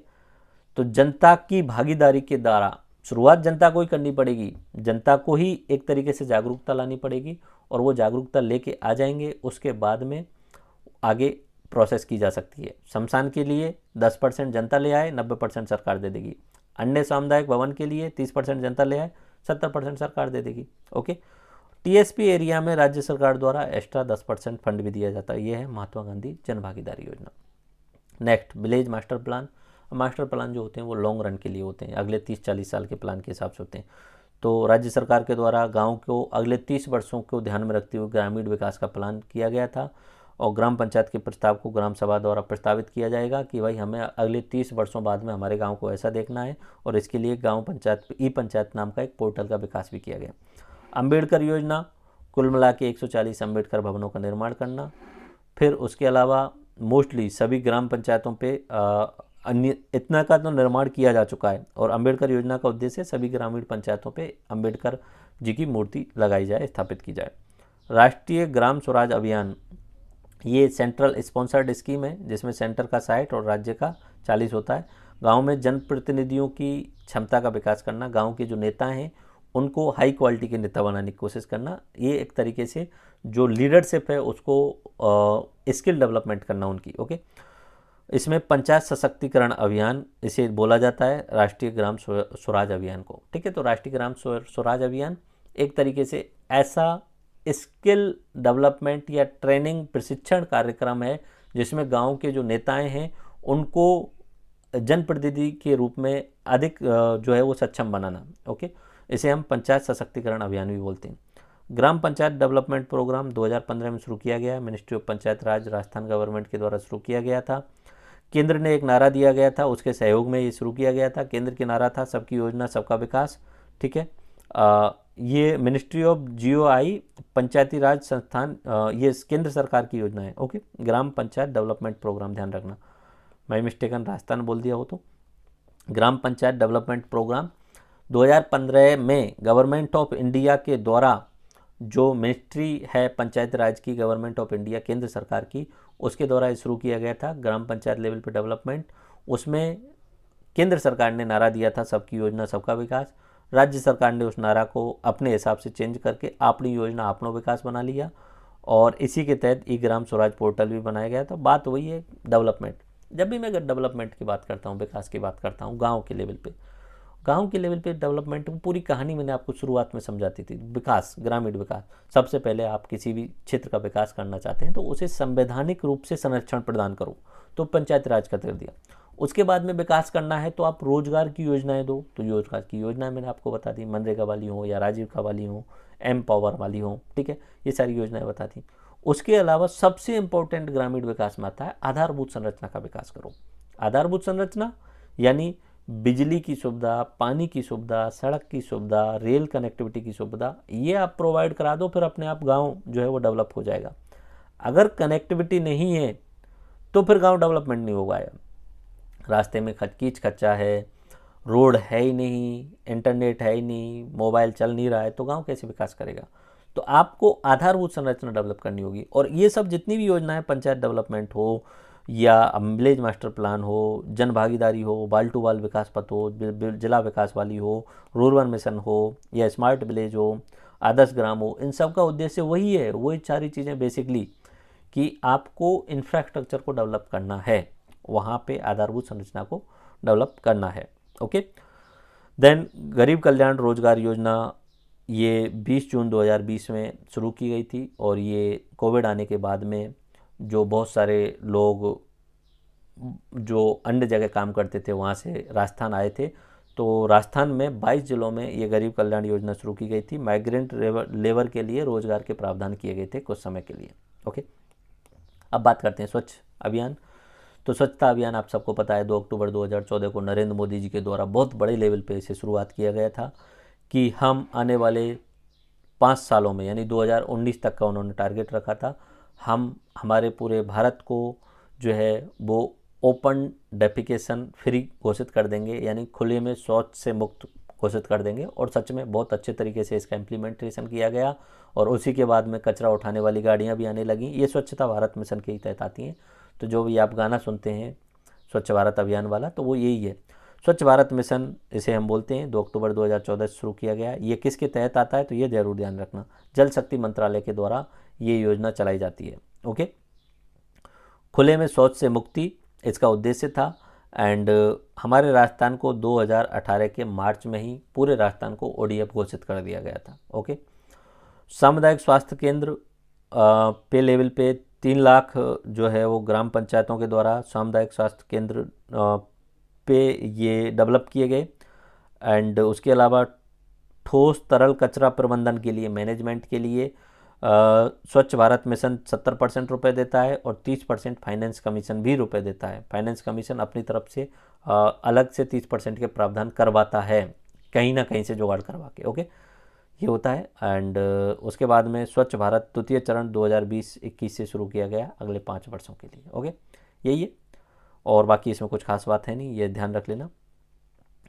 सामुदायिक स्वास्थ्य केंद्र या सामुदायिक स्वास्थ्य केंद्र लेवल पे ये शौचालयों का निर्माण होगा, 3 लाख ग्राम पंचायतों के द्वारा किया गया था, ओके।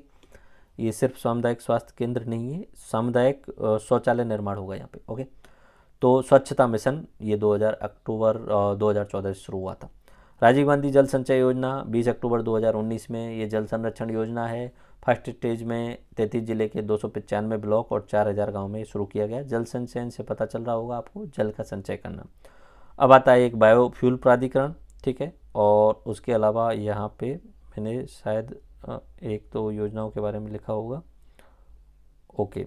राष्ट्रीय ग्राम स्वराज अभियान, अभी थोड़ी देर पहले मैंने बताया था ना, राष्ट्रीय ग्राम स्वराज अभियान RGSA, पंचायती राज मंत्रालय, भारत सरकार ने वित्त वर्ष 2018-19 में राष्ट्रीय ग्राम स्वराज अभियान शुरुआत किया गया, जिसकी अवधि मार्च 2022 तक रखी गई थी। वर्तमान में यह पुनरुत्थान राष्ट्रीय ग्राम स्वराज अभियान, रिवैम्प्ड ग्राम स्वराज अभियान के नाम से संचालित किया जा रहा है, जिसकी अवधि 2026 तक रखी गई है।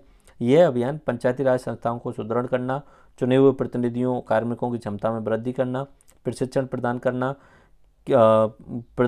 प्रदान करने की केंद्र प्रवर्तित, केंद्र की स्पॉन्सर्ड स्कीम है, जिसमें केंद्र 60 रुपये देता है और राज्य 40 रुपये लगाता है। ओके। उसके अलावा 2021 में प्रशासन गांव के संग अभियान चला था, तो उसका जो सेकंड फेज है वो 11 मई 2022 से 30 जून 2022 तक फॉलोअप शिविर आयोजित किए गए थे, जिनमें प्रशासन गांव के संग अभियान में क्या होता है, सारे जो अधिकारी होते हैं वो एक साथ में इकट्ठे होकर एक गाँव में जाते हैं, फिर वहाँ पे बहुत सारी योजनाएं एक साथ में लोग अपनी समस्याएं लेके आ सकते हैं और तुरंत निपटारा किया जा सकता है, जिसमें आम जनता के जुड़े कार्यों यथा जन्म मृत्यु पंजीकरण, प्रमाण पत्र जारी करना, जनता जल योजना व सिंगल फेंस ट्यूबवेल के रखरखाव की शिकायतों का निस्तारण, लंबित पट्टों का निस्तारण, परिसंपत्ति रजिस्टरों का संधारण करना आदि इन कार्यों का निस्तारण करना था। अभियान में राज्य स्तर पर संकलित की जाने वाली सूचनाएं ऑनलाइन ई पंचायत पोर्टल के माध्यम से प्राप्त की गई थी। ओके। उसके अलावा स्वामित्व योजना की शुरुआत 24 अप्रैल 2020 को 24 अप्रैल पंचायत दिवस होता है, उस दिन शुरू की गई थी। उक्त कार्यक्रम पंचायत राज विभाग, भारतीय सर्वेक्षण विभाग एवं राजस्व विभाग के द्वारा संयुक्त रूप से क्रियान्वित है। तो यह ध्यान रखना। स्वामित्व योजना 3 संस्थाएं हैं, एक तो है अपनी पंचायती राज, एक भारतीय सर्वेक्षण विभाग और एक राजस्व विभाग के द्वारा। योजना के तहत भारतीय सर्वेक्षण विभाग राज्य के सभी गांवों के आबादी क्षेत्रों का डिजिटल मानचित्र ड्रोन के माध्यम से तैयार करेगा और संबंधित ग्राम पंचायत को प्रस्तुत करेगा। ड्रोन के माध्यम से गांव के लेवल पे जितना भी डाटा है वो इकट्ठा किया जाएगा। मानचित्र के आधार पर संबंधित ग्राम पंचायत राजस्थान पंचायत राज अधिनियम 1996 के प्रावधान के तहत संबंधित व्यक्ति को पट्टा जारी करेगी। स्वामित्व योजना के अंतर्गत राज्य में अभी तक 17 जिलों में 9,285 गाँव में ड्रोन सर्वेक्षण का कार्य पूरा कर लिया गया है। वर्तमान में 16 जिलों में ड्रोन सर्वेक्षण का कार्य प्रगति पे है, जबकि दौसा जिले में पूर्ण हो गया है। ओके। 17 और 16 में कार्य पे प्रगति, 17 में हो गया है, 16 में प्रगति पे। जिले में नक्शा का कार्य अभी जारी है। इसके तहत अभी तक राज्य के 348 गाँव में इतनी प्रॉपर्टी पार्सल्स विस्तृत किए जा चुके हैं। जयपुर, दौसा, श्रीगंगानगर जिलों में प्रॉपर्टी कार्ड वितरण हेतु मैप 2 के गाँव में नोटिफिकेशन जारी किए जा चुके हैं। तो स्वामित्व योजना एक तरीके से 3 विभाग, जिसमें भारतीय सर्वेक्षण विभाग, राजस्व विभाग और पंचायत राज विभाग शामिल हैं। अब इसमें भारतीय सर्वेक्षण विभाग ड्रोन के आधार पर सर्वे करेगा और अनुमान लगाएगा, पूरा का पूरा सर्वे करके पूरा मैप तैयार करेगा। उसके बाद में जो भी पट्टे जारी करने हैं वो पंचायत राज विभाग और राजस्व विभाग मिलकर पट्टे जारी कर देंगे। तो स्वामित्व योजना है ये। ओके। उसके अलावा एक राजस्थान बंजर भूमि चारागाह विकास बोर्ड, राजस्थान बंजर भूमि विकास बोर्ड जो है वो राज्य की बंजर भूमि और चारागाहों को विकसित करने के उद्देश्य के साथ में 22 दिसंबर 2016 को बंजर भूमि एवं चारागाह विकास बोर्ड के रूप में पुनर्गठित की गई। उक्त पुनर्गठित बंजर भूमि एवं चारागाह विकास बोर्ड का पुनर्गठन इतने 11 फरवरी को किया गया था। राज्य के 8 जिलों में इसे जो है वो गठित करके त्रिस्तरीय बंजर भूमि व चारागाह विकास समितियों का, तो बात उतनी सी है, जो नाम लिखा है उसी के लिए बोर्ड है। राज्य में बंजर भूमि है और चारागाह है, उनका डेवलपमेंट करने के लिए। उसके अलावा सीएम जिला नवाचार निधि, ये 2019-20 से शुरू की गई थी, 2021 से लागू हो गई है। जिले में नवाचार करना, निवेश का विकेंद्रीकरण करना, जिला कलेक्टर को नोडल अधिकारी बनाया गया और 1 करोड़ रुपए तक का प्रावधान डायरेक्टली कलेक्टर अलाउ कर सकता है। ओके। तो जिले लेवल पे नवाचार करना, इनोवेशन करना, ये इसका मुख्य उद्देश्य था और इसमें 1 करोड़ रुपए तक का प्रावधान किया गया है और डायरेक्टली कलेक्टर वो उन चीज़ों का उपयोग कर सकता है। ओके। ये ध्यान रख लेना। 2021 से इसे लागू किया गया था। प्लानिंग 2019-20 में हो गई थी और जिले में नवाचार एवं निवेश विकेंद्रीकरण करना। ठीक है। उसके बाद में आता है अपना बायोफ्यूल प्राधिकरण। ये अपना राजीव गांधी जल संचय योजना मैंने आपको बता दिया, 20 अगस्त 2019 से शुरू किया गया। जल संरक्षण उद्देश्य है और इतने गाँव में, ये 4000 गाँव में फर्स्ट स्टेज में शुरू हुआ था। अब आता है बायोफ्यूल प्राधिकरण। ये इसी टॉपिक में डाला हुआ था ग्रामीण विकास में, तो हमें यहीं पर पढ़ना है। बायोफ्यूल एक तरीके से वैकल्पिक ऊर्जा का एक स्रोत है और हमारे राजस्थान में इसकी बहुत अधिक मात्रा में संभावना है। बायोफ्यूल जो होता है वो रतन जोत, जिसे हम जेट्रोबा बोलते हैं, और तेलीय पौधे जिनमें करंज वगैरह भी शामिल है, उसके तहत ये बायोफ्यूल का जनरेशन किया जाता है। बायोफ्यूल यानी जैव ईंधन। 2005 में हमारे राजस्थान सरकार ने उस जैव ईंधन के विकास के लिए सबसे पहले एक मिशन बनाया। उस मिशन बनाने के बाद में 2007 में 6-7 बोलते हैं उसे, 2006-7 में एक पॉलिसी बनाई और 2007 में ही एक प्राधिकरण भी बना दिया गया इस बायोफ्यूल के डेवलपमेंट के लिए। बायोफ्यूल हमारे राजस्थान में अगर हम देखें तो रतनजोत या जेट्रोफा जो है हमारे दक्षिणी राजस्थान के 12 ज़िलों में और करंज जो है वो पूर्वी राजस्थान के 8 ज़िलों में विकसित होने की पूरी संभावना है। इसलिए राजस्थान में बायोफ्यूल की पूरी संभावना है, प्रबल संभावना है। ओके, 10 अगस्त 2019 को बायोफ्यूल के नियम बनाए गए थे दोबारा से, तो याद रखना बायोफ्यूल पॉलिसी न्यू वाली जो है वो 19 में बनाई गई है।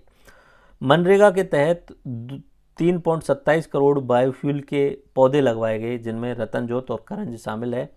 National mission on oil seed and oil palm, इसके तहत पौधारोपण कार्यक्रम भी किया गया जो बायोफ्यूल के लिए डेवलप किए जा सकते हैं। ओके, तो बायोफ्यूल वाले पौधों का विकास किया गया। तो क्या है बायोफ्यूल प्राधिकरण? ईंधन, जैसे हम डीजल पेट्रोल यूज करते हैं इसी तरीके से एक वैकल्पिक स्रोत है आने वाले फ्यूचर में।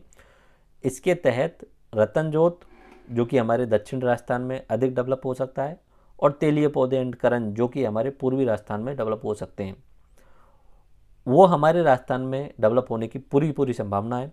इसलिए बायोफ्यूल पे हमारे राजस्थान सरकार ने काम करना शुरू किया। 2005 में एक मिशन प्लान किया बायोफ्यूल मिशन करके, 2007 में एक पॉलिसी बना दी, 2007 में ही अथॉरिटी प्राधिकरण बना दिया, फिर दोबारा से 2019 में 10 अगस्त 2019 को बायोफ्यूल पॉलिसी या बायोफ्यूल के रूल्स दोबारा से न्यू तरीके से बनाए गए और उद्देश्य वही ये जो बायोफ्यूल वाले जो पौधे हैं उनका डेवलप करना एंड जितनी भी आने वाले टाइम पे होने वाला है फ्लैक्स इंजन जिसे बोला जाता है, फ्लैक्स दोनों का मिक्स होता है। अगर आपकी गाड़ी पेट्रोल ईंधन एंड बायोफ्यूल पे चल सकती है उसे फ्लैक्स इंजन गाड़ी बोला जाता है। तो आने वाले फ्यूचर में बायोफ्यूल की प्रबल संभावना है।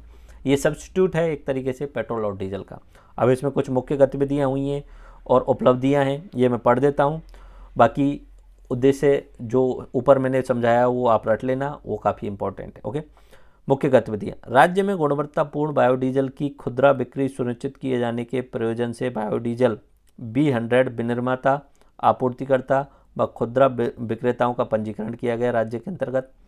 राष्ट्रीय बायो एनर्जी कार्यक्रम 2021 एवं राष्ट्रीय जैव ईंधन नीति 2018 के अंतर्गत बायोगैस कार्यक्रम एवं अन्य वैकल्पिक ईंधनों का प्रचार किया गया। बंजर भूमि विकास चारागाह बोर्ड के निर्धारित कार्यों एवं उत्तरदायित्व हेतु संबंधित विभागों को समन्वय किया गया। ग्रामीण विकास एवं आदिवासी बहुल क्षेत्रों में आय के वैकल्पिक अवसर स्रोत करने हेतु अखाद्य तेलीय पौधे रतनजोत, करंज, महुआ और नीम को महात्मा गांधी नरेगा एवं अन्य विभागों के अवसरण से पौधारोपण एवं क्षमता वर्धन एवं प्रशिक्षण कार्यक्रम आयोजन किया गया। वैसे आप एक गहराई से देखें तो कितनी कठिन भाषा यूज की है इकोनॉमिक सर्वे के अंतर्गत, समझना बहुत टफ होता है। फिर उसमें से हमने छांट के वही चीज़ें निकालने की कोशिश की है। आप खुद से पढ़ोगे तो आधी सी भाषा समझ में ही नहीं आती है। बायोफ्यूल प्राधिकरण की उपलब्धियां नवंबर 2022 तक इन्होंने लिखा है। पेट्रोलियम एवं प्राकृतिक गैस मंत्रालय भारत सरकार द्वारा जारी अधिसूचना में 30 अप्रैल 2019 की अनुपालना में राज्य में बायोडीजल B100 की खुली बिक्री विनियमित करने के प्रयोजन से राजस्थान जैव ईंधन अधिनियम 2019 का निरूपण एवं इन नियमों के अंतर्गत बायोडीजल विनिर्माताओं, आपूर्तिकर्ताओं एवं खुदरा विक्रेताओं के पंजीकरण की प्रक्रिया का निर्धारण किया गया। अब मैं नहीं पढ़ रहा है, इसे कोई मतलब नहीं है, फालतू की बातें हैं। फिर भी मुझे लगा कि आपके मेंस में उपयोग हो सकते हैं तो मैंने इसलिए डाल दिया। बट इतना याद रख लेना ये, क्योंकि ये समझने में ही नहीं आ रहा है क्या क्या लिखे हुए हैं इन्होंने यार। ठीक है, सो आई थिंक ये अपना ग्रामीण विकास वाला चैप्टर कंप्लीट होता है। Let me remind you this chapter. मैं पूरा इस चैप्टर को रिवाइज कराने की कोशिश करता हूँ आपके लिए। देखो हमने क्या क्या इस चैप्टर के अंतर्गत पढ़ा। ठीक है, हमने पढ़ा कि जब भी हम ग्रामीण विकास की बात करेंगे, गांव के लेवल पे विकास की बात करेंगे, तो सबसे पहले हम कोई एक संस्थाएं बनाएंगे, क्योंकि संस्थाएं नहीं होंगी तो फिर विकास करने का कोई औचित्य नहीं है। सबसे पहले हम पंचायत राज करके एक संस्था बनाएंगे। 24 अप्रैल 1993 को 74वां संविधान संशोधन लागू होता है, तो उस समय से 24 अप्रैल को पंचायत राज दिवस के रूप में मनाया जाता है। 73वें संविधान संशोधन के आधार पर त्रिस्तरीय व्यवस्था की गई ग्राम पंचायत लेवल पे। गांव पंचायत हो गया, नीचे ग्राम पंचायत, उससे ऊपर अपना पंचायत समिति और सबसे ऊपर जिला परिषद होता है। फिर पैसे की बात आई तो पैसे बोले स्टेट फाइनेंस कमीशन बता दो, तो राज्य वित्त आयोग बनाए गए। और राज्य वित्त आयोग में हमारे राजस्थान की अगर मैं बात करूं तो के गोयल रहे, किरण ज्योति जी रहीं, और अभी प्रद्युमन सिंह जी ने अपना राज्य वित्त आयोग ने सिफारिश की कि राज्य जितना भी पैसा कमाए उसमें से 6.75 ये अपने पंचायत राज और स्थानीय सुशासन के लिए दो। तो 6.75 में से 75% पंचायती राज को और 25% शहरी क्षेत्रों के लिए। ठीक है, अब वो जो पंचायती राज गाँव के लिए दिया गया है उसके भी 3 स्तर हैं। तो 5% जिला परिषद को, 20% पंचायत समिति को और 75% गाँव के लेवल पे, ऐसी इसमें बात बोली गई। फिर मैंने बात करी कि रोजगार योजनाएं, MNREGA, Mahatma Gandhi national rural employment act, पहले स्कीम थी, बाद में एक्ट बना दिया गया इसे। ठीक है, तो मनरेगा गांव के लेवल पे 100 दिन का रोजगार सृजित करना, हमारी राजस्थान सरकार ने बोला कि हम इसे 25 दिन एक्स्ट्रा और करेंगे, तो मनरेगा हुआ ये। ठीक है, जिसमें मैंने खास बात बताई थी 4-5। ठीक है, कि भाई स्थानीय निवासी होना चाहिए, 1/3 महिलाओं को देना चाहिए, जॉब कार्ड जनरेशन होना चाहिए, जॉब कार्ड के 15 दिन के अंतर्गत रोजगार मिलना चाहिए, आप जहाँ रहते हो उसके 5 किलोमीटर के अंतर्गत आपको कार्य मिलना चाहिए। ग्राम सभा सामाजिक अंकेक्षण करेगी, कार्यों का निर्धारण करेगी, चेक करेगी कि वहाँ पे छाया की व्यवस्था है, पानी की व्यवस्था है, पालनागृह की व्यवस्था है या नहीं, चेक करेगी कि ठेकेदार तो नहीं आ रहे या मशीन का उपयोग तो नहीं किया जा रहा, ये ग्राम सभा चेक करती है। तो क्या है, मनरेगा। ठीक है, उसके बाद में मैंने एक राजीव का एक स्वायत्त संस्थान है उसके बारे में बात की, जिसमें 3 चीज़ें इंपॉर्टेंट थी। पहला SHD का विकास कर रही है, सेल्फ हेल्प ग्रुप का। दूसरा विलेज ऑर्गेनाइजेशन का विकास कर रहे हैं, और तीसरा क्लस्टर लेवल पे फेडरेशन बनाने का कार्य कर रहे हैं। ठीक है, तो राजीव का केंद्र सरकार की और राज्य सरकार की योजनाओं को जो है वो क्रियान्वित करवाती है। उसके अलावा एम पावर स्कीम पे खास फोकस किया गया था। मिटिगेशन ऑफ पावर्टी, और जो पश्चिमी राजस्थान के ज़िले हैं उनमें मिटिगेशन करने का IFAD और टाटा ट्रस्ट फंड की सहायता से ये चलाया गया है। ओके, गरीब कल्याण रोजगार योजना, ये कोरोना के टाइम पे जब लोग बाहर से राजस्थान में माइग्रेट आए थे तो उनके लिए कुछ रोजगार की योजनाएं डेवलप की गई थी। आवास योजनाएं, PM आवास योजनाएं बताया कि ये आगरा से 2019 में शुरू की गई थी, एंड इसके तहत 1,20,000 रुपये घर बनाने के लिए दिए जाते हैं। 12,000 रुपये आपको स्वच्छ भारत मिशन वाले देते हैं शौचालय बनाने के लिए। इवन अपने ही घर में काम करने के लिए आपको 90 दिन का रोजगार भी जनरेट कर दिया जाता है इसके तहत। ओके, चयन 2011 के जो इकोनॉमिक एंड सोशल सेंसस हुआ था 2011, उसके आधार पर किया जाता है। फिर हम आ गए थे ग्रामीण आधारभूत संरचना विकास में, जिसमें MP लेड के बारे में बात की थी मैंने। MP लेड में मैंने बोला था कि ये इसका इम्प्लीमेंटेशन जो है, इसका क्रियान्वयन जो है वो MOSPI के द्वारा चलाई गई है। जो MP हैं वो सब अपने अपने क्षेत्रों में लोकल एरिया डेवलपमेंट करेंगे। तो लोकसभा वाले अपने खुद के सांसद क्षेत्र में, राज्यसभा वाले अपने राज्य में, और जो मनोनीत हैं वो देश में कहीं भी अभी करेंगे। ठीक है, उसके अलावा अगर कहीं आपदा आ गई तो 1 करोड़ रुपये तक खर्च कर देंगे। ठीक है, उसमें ST और SC के लिए कुछ फिक्स कर दिए गए थे, तो वो भी देख लेना आपको। ओके, वही सेम प्रोसेस हमारे राजस्थान में MLA लेड के रूप में चला दी गई। MP लेड का क्रियान्वयन कलेक्टर करवाता है, ध्यान रख लेना है उसमें। ओके, और MLA लेड के रूप में चलाई गई। MLA क्या, लोकल एरिया डेवलपमेंट, 5 करोड़ रुपए पर ईयर पर MLA। ठीक है, वो है। फिर केंद्र सरकार ने सांसद आदर्श ग्राम योजना चलाई, जिसमें आपको सांसदों को एक गांव लेना है 1 साल के लिए, उसको आदर्श गांव बना के देना है। ठीक है, हमारे 35 सांसद हैं, शुरुआत में लिया, बाद में भूल गए कि कोई योजना भी चल रही है। सेम उसी तरीके से CM आदर्श ग्राम योजना चला दी गई। ठीक है, 200 MLA हैं तो उनको भी आदर्श ग्राम लेना था। शुरुआत में तो लिए थे, बट बाद में भी वो MLA भी भूल गए। एक संस्था थी रूडा, ठीक है, rural non agriculture development agency थी। ठीक है, ग्रामीण क्षेत्र पे गैर कृषि कार्यों का विकास, तो रूडा, जिसमें अपना चमड़ा, खनिज और छोटे हस्तकार जो होते हैं उनके विकास के लिए क्लस्टर आधारित अप्रोच यूज की गई थी। ये रूडा GI टैग दिलवाने में इंपॉर्टेंट रोल निभाता है। GI tag, geographical indication tag, हमारे राजस्थान में 16 GI टैग मिले हुए हैं, जिनमें सोजत मेहंदी का सबसे इंपॉर्टेंट है, लास्टली है एक्चुअली में। उसके अलावा स्मार्ट विलेज, सीधी सी बात है, जब भी अधोसंरचना की बात आए कुछ ये पॉइंट याद रखना। सड़क, बिजली, पानी, रेलवे कनेक्टिविटी, इंटरनेट की सुविधा, स्वास्थ्य की, शिक्षा की सुविधा, ये सब क्या है, आधारभूत संरचना। बाकी सब जितने भी होंगे वही बात करेंगे। ओके, महात्मा गांधी जन भागीदारी विकास में बोला था कि जनता से थोड़ा सा पैसे इकट्ठे कर ले, सरकार से बोल दे, बाकी पैसा सरकार दे देगी, जन भागीदारी। ठीक है, राष्ट्रीय ग्राम स्वराज रोजगार योजना, ये मतलब गांव के लेवल पे जो नेताएं हैं उनका विकास करना, पंचायती राज अभियान को सशक्तिकरण करना, ठीक है, पंचायत राज सशक्तिकरण जैसे बोल सकते हैं, अंबेडकर भवन योजना हर ग्राम पंचायत लेवल पे, ठीक है, तो ये तो सब है। उसके बाद में बॉर्डर एरिया डेवलपमेंट, ये गृह मंत्रालय के द्वारा चलाई जा रही है 4 जिलों में। मगरा, ये 5 जिलों में चलाई जा रही है। पाली, राजसमंद, अजमेर, भीलवाड़ा और चित्तौड़गढ़। डांग विकास, ये अपने भरतपुर और कोटा संभाग के 8 जिलों में 26 पंचायत समितियों में। बेवास विकास मैंने बताया भरतपुर और अलवर के जिलों में चलाई जा रही है। ओके।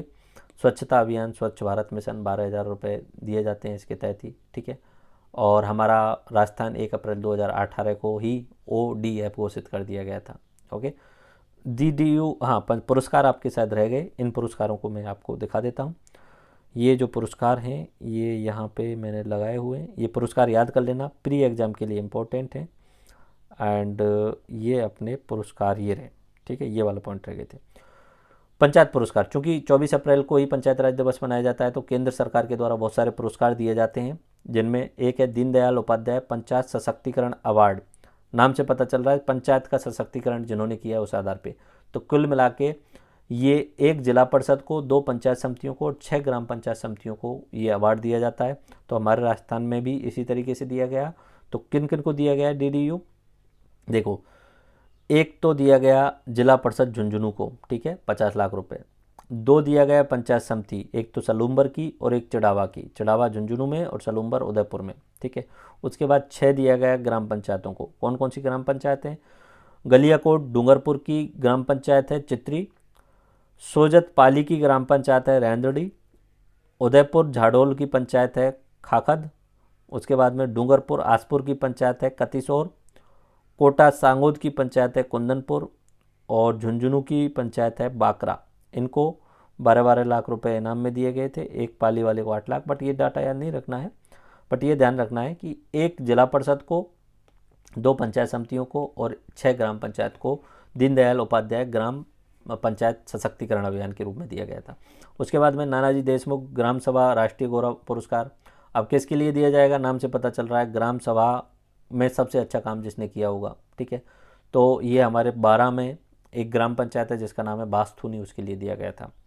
ग्राम पंचायत विकास योजना अवार्ड, ये ग्राम पंचायत में गांव का विकास जो किया गया उस आधार पे ये ग्राम पंचायत गंगचाना 12 के लिए दिया गया था। और बाल हितैषी, किसी भी ग्राम पंचायत को बाल हितैषी के रूप में घोषित करने के लिए, तो ये दिलोई ग्राम पंचायत के लिए दिया गया था जो कि झुंझुनू में आती है। ओके, तो ये अवार्ड है, थोड़ा सा ध्यान रख लेना, 24 अप्रैल को दिए जाते हैं। दीनदयाल उपाध्याय सशक्तिकरण अभियान, 1 जिला परिषद, 2 पंचायत समिति और 6 ग्राम पंचायतों को दिया गया था। नानाजी देशमुख ग्राम पंचायत, नानाजी देशमुख राष्ट्रीय ग्रामीण गौरव अभियान, ये अपना GP बास्थूनी के लिए दिया गया, ग्राम पंचायत बास्थूनी 12 के लिए दिया गया था। उसके अलावा यहाँ पे ग्राम पंचायत विकास योजना अवार्ड, ये अपना ग्राम पंचायत गंगचाना 12 के लिए दिया गया था। और बाल हितैषी ग्राम पंचायत, ये दुलोई ग्राम पंचायत के लिए झुंझुनू में दिया गया था। तो आई थिंक ये आपका लेक्चर नंबर 3 कंप्लीट होता है। सारे एस्पेक्ट ग्रामीण विकास से जो कंप्लीट करने थे वो मैंने आपको समझा दिए हैं। मैं उम्मीद करता हूँ ये ग्राम पंचायत वाला लेक्चर आपको अच्छे तरीके से समझ में आ गया होगा, ग्रामीण विकास वाला लेक्चर अच्छे तरीके से समझ में आ गया होगा। अब इसके ऑब्जेक्टिव टाइप के क्वेश्चंस आप कर लेना। ऑब्जेक्टिव टाइप के क्वेश्चंस आपको घुमा फिरा के पूछे जाते हैं तो उससे चीज़ें रिमाइंड हो जाती हैं। और अगला वाला जो चैप्टर रहने वाला है, हम सेकेंडरी सेक्टर में घुस जाएंगे। सेकेंडरी सेक्टर जो होता है उसमें आधारभूत संरचना विकास के बारे में बात करने वाले हैं। तो सबसे पहले हम लेंगे उद्योगों वाला, क्योंकि चैप्टर 4 जो है वो उद्योगों वाला है, तो उसमें उसके बारे में। धन्यवाद, जय हिंद, मिलते हैं हम नेक्स्ट लेक्चर के साथ। थैंक